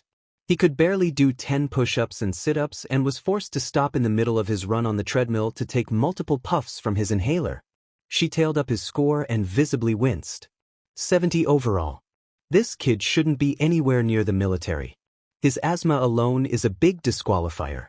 And yet, she glanced up from his clipboard to see him leaning down with his hands on his knees, panting hard and sweating heavily. There are people risking their lives, Peg-chan. It doesn't matter if I'm small or frail, I have no right to do any less than them. It's not about me, and that's what you don't understand. Finding a couple folding chairs off to the side, Dr. Hatsum placed them in the center of the room. Izuku took a seat as Dr. Hatsum sat across from him with her legs crossed and looking at the clipboard. I failed, didn't I? Izuku said, sounding disheartened. Yep. Badly. Dr. Hatsum saw no point in sugarcoating it. Honestly, I didn't think it was possible for someone your age to get a score this low. So, congrats on surprising me. Oh. Izuku lowered his head in disappointment. Dr. Hatsum lowered the clipboard and looked Izuku straight in the eye. Tell me why. Huh. Izuku looked back at her. Why do you want to enlist so badly? She elaborated. To be frank, you don't belong in the military, like at all. So, what is it? Family tradition? Pride? Do you just want to kill meta-terrorists or something? Izuku was momentarily taken aback and quickly responded, No. I don't want to kill anyone. Hatsum cocked a brow, bemused. You want to join the military and you're not prepared to kill? Izuku shook his head. I didn't say that. I will if there's no other option, but I would just prefer not to.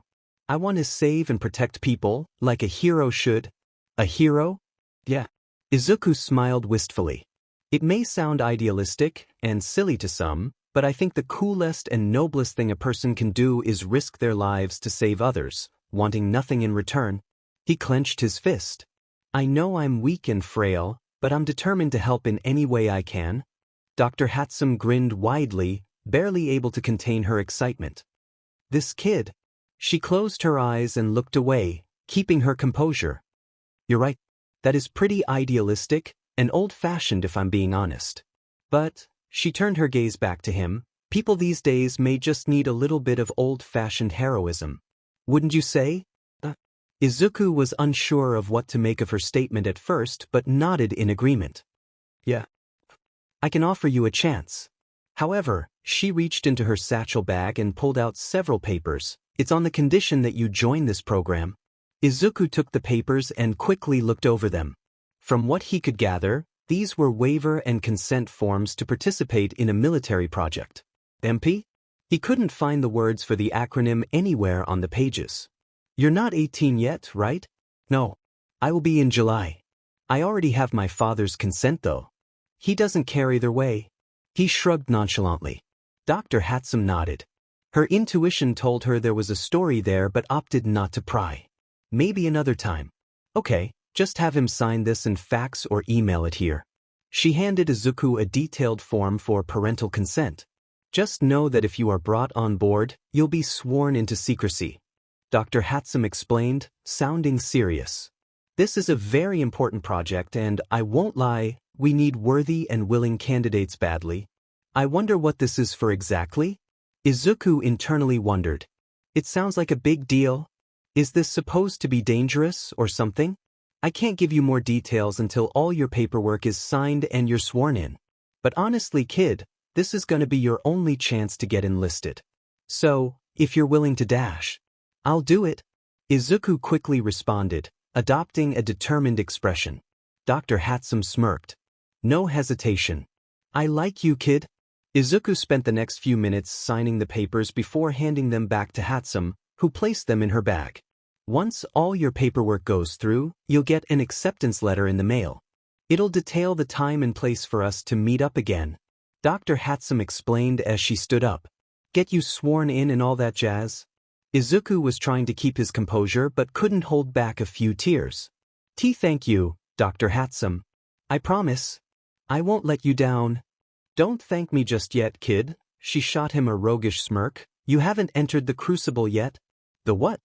Izuku blinked in bewilderment. But in any case, she smiled, welcome to the army, soldier. Izuku felt a sudden rush of emotions at that sentence. He couldn't contain the bright smile from his face and the waterworks flowing down it. He had accomplished the first step toward his goal. Mizudafu, Japan, April 2196.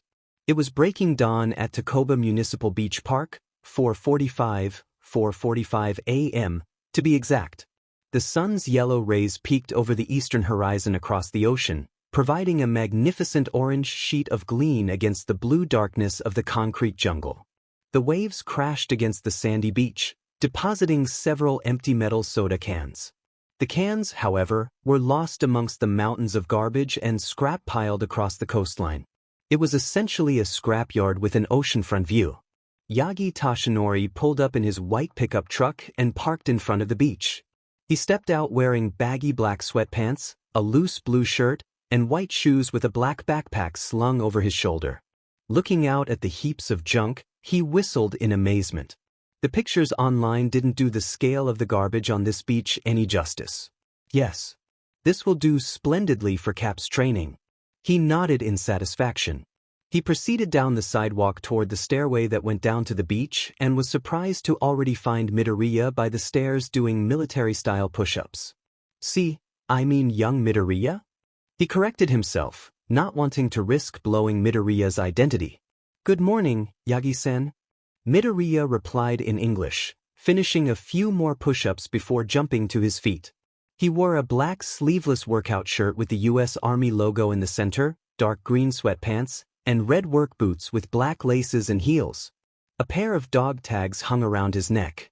To Yagi's perspective, Midoriya's muscles appeared to be fairly well-toned even though he was technically experiencing muscle atrophy. He could only imagine what he'd look like after he had gotten back in shape. Please, Toshinori is fine. You're certainly early. Meetup time is 5 o'clock. Yagi pointed out, replying in English as well. He shook his head and smirked. U.S. Army rule, if you're not 15 minutes early, you're late. I got here at 4:30 though and had decided to do some light workouts till you arrived. Yagi nodded in approval at Midoriya's punctuality. Well, glad to know I won't have to worry about you being late then. He chuckled. Yagi and Midoriya walked together down the seawall's stairway to the beach. Next to the stairway was a small ramp for vehicles to get on the beach, not that it was currently in use. What is this place, by the way? Midoriya looked around in shocked disgust at the garbage mounds. Did the city convert this beach into a landfill or something? 2 days had passed since his encounter with All Might. After agreeing to let All Might train him, they agreed to meet at this beach early on Saturday morning. At the time, Midoriya assumed he would be doing beach workouts and swimming. So, he was naturally taken aback to see mountains of garbage when he first arrived here. This is Takoba Municipal Beach Park. Yagi answered. From my research, it used to be a beautiful place. But over the last few years, it's become a total mess. How come? Midoriya cocked a brow in bemusement. Stepping onto the sand, Midoriya followed Yagi through a path in between the trash heaps, walking closer to the coastline. From my understanding, the ocean currents wash up anything dropped in the water within 100 miles off coast to this specific area of the beach. Yagi continued. Unfortunately, people take advantage of that fact and illegally dump their trash here. Which further compounds the problem, Midoriya realized. I'm confused though. He looked around, shocked by the wide variety of trash present. There were far more than just standard everyday trash items. There was a plethora of junky appliances such as AC units, water heaters, fridges, microwaves, stoves, etc. Much to his shock, There were also a few abandoned vehicles too, and was that a freaking bulldozer hidden under that pile? How come the city hasn't tried to clean this place up? Or even any of the local hero agencies? The Verdette inquired. I mean, this would be a great community service project. The city doesn't feel it's their responsibility to spend public funds on a massive cleanup project like this? Yagi frowned slightly. As for the hero agencies, well, most pros these days are focused on showing off and catching flashy villains. Because of that, projects like these go mostly unnoticed or flat-out ignored. Midoriya frowned at that, feeling annoyed. Right? Makes sense. Not really much money or any glory to gain from doing a massive cleanup project like this. He understood pros needed to be paid like anyone else, but the criteria for earning higher wages was really bugging Midoriya. Catching criminals wasn't the only thing that mattered in heroism, after all. All Might's body expanded into his muscle form, his clothes fitting him perfectly. Until today, that is. Your mission, soldier, is to clean up the beach and restore the coastline to its former glory. He placed his hand atop a nearby industrial fridge and pushed down, easily crushing it like a soda can. The sun's early morning rays shone through the opening in the heap. That'll be your first step into becoming a modern hero, Captain. I get it. Midoriya looked around at the landfill in realization. Moving all the heavy debris and garbage will help re-strengthen my muscles. It'll also be great community service too. He smiled. All Might smirked and gave him a thumbs up. Exactly. You'll get more out of this than just lifting weights in a gym. Real-world muscle growth. Community service is very important too. It's good to get back to the basics of heroism, even if it is kind of boring. Still, with just me, this won't be an easy mission. Midoriya pointed out. I've got my work cut out for me. Yes, but you want to get into UA University, right, Cap? Well, UA has the toughest hero course to get into. You'll need to be at your absolute best in order to stand out. Right? Midoriya gained a determined look. I've missed so much time already. I'll have to work so much harder than anyone else, and I've only got 10 months until the entrance exam. Not to worry, Cap. All Might pulled out sheets of paper from his pocket. I've got you covered with my aim to pass, American Dream Plan. Follow this to the letter and the beach will be cleaned up just in time. Midoriya took the paper and quickly read over the proposed plan and, needless to say, he was quite impressed. All Might had put a lot of thought and consideration into it. He had meticulously scheduled his college and study time, proper diet and meal time working on the beach, and reserving a recovery day on Sunday every week. Wow, you even got my sleep scheduled too. He noted. Nice work. Thank you. Also, no offense, but your Japanese is shaky at best. For now on, you and I will only be conversing in Japanese going forward. All Might placed his hands on his hips. After all, the best way to learn a language is to be constantly immersed in it. Midoriya nodded in understanding. He was in Japan, so if he was going to live here long-term, he needed to speak and write the language like it was second nature. The best way to do that was to speak it constantly. Right? Understood. He replied in Japanese. I won't lie, this is going to be super hard. I may not need to ask this, but I will anyway. Are you up to it? All Might asked in Japanese. A confident smirk grew on Midoriya's face. I was in the army, All Might. Practically live on plans like these. I got this. He clenched his fist. All Might nodded in satisfaction and smiled brightly. Well then, let's get started. Later in the morning, Midoriya was hard at work in his first step to clean Takoba Municipal Beach Park. He pulled at ropes that were wrapped around the base of a large industrial refrigerator before squatting down and sliding his arms through the rope loops and tightening them against his shoulders. With a deep breath, he pulled hard against the ropes. All Might, while in his muscle form, watched Midoriya drag the refrigerator nearly 50 meters across the sandy beach as he casually sat atop it. Reaching the seawall with several grunts of exertion, Midoriya pulled the fridge up the concrete rampway and to the street at the back of All Might's truck before stopping. The ropes went slack as he fell to a knee, breathing heavily with sweat dripping down his face. All Might jumped off the fridge and clicked a stopwatch in his left hand. 2 minutes and 35 seconds. 10 seconds slower than your last run. he informed while glancing over at the multiple items stacked by his truck that included another fridge, several industrial AC units, and a couple stoves. Still, he's doing very well for someone experiencing atrophy. Well, he panted, extra 600 pounds, with you sitting on top. 274 kilograms, 604 pounds, Yagi corrected using the metric system, and I've actually lost weight. I'm down to 255 kilos these days, 562 pounds. In this form at least. Midoriya sweat dropped. Right, much better. Anyways, All Might started neatly stacking the items into the back of his truck. I'll haul these items off for proper disposal. You take a 10-minute break and resume carrying trash to this spot until I get back. Sound good? Yes, sir. Midoriya straightened up and gave a salute. All Might laughed heartily at that response. After loading up his truck and making sure there was no one around, he reverted back to his skinny form and drove away. Midoriya walked to the top of the stairway, taking a moment to gaze at the mountains of trash that remained. Despite the 2 hours of hard labor, he hadn't made a dent in it. Instead of getting discouraged, Midoriya clenched his fists and adopted a resolute expression. The most worthwhile things in life are always the hardest. I'll finish cleaning this beach with time to spare. With that resolution, Midoriya Izuku rushed down the steps to get back to work, fully motivated to accomplish his goal.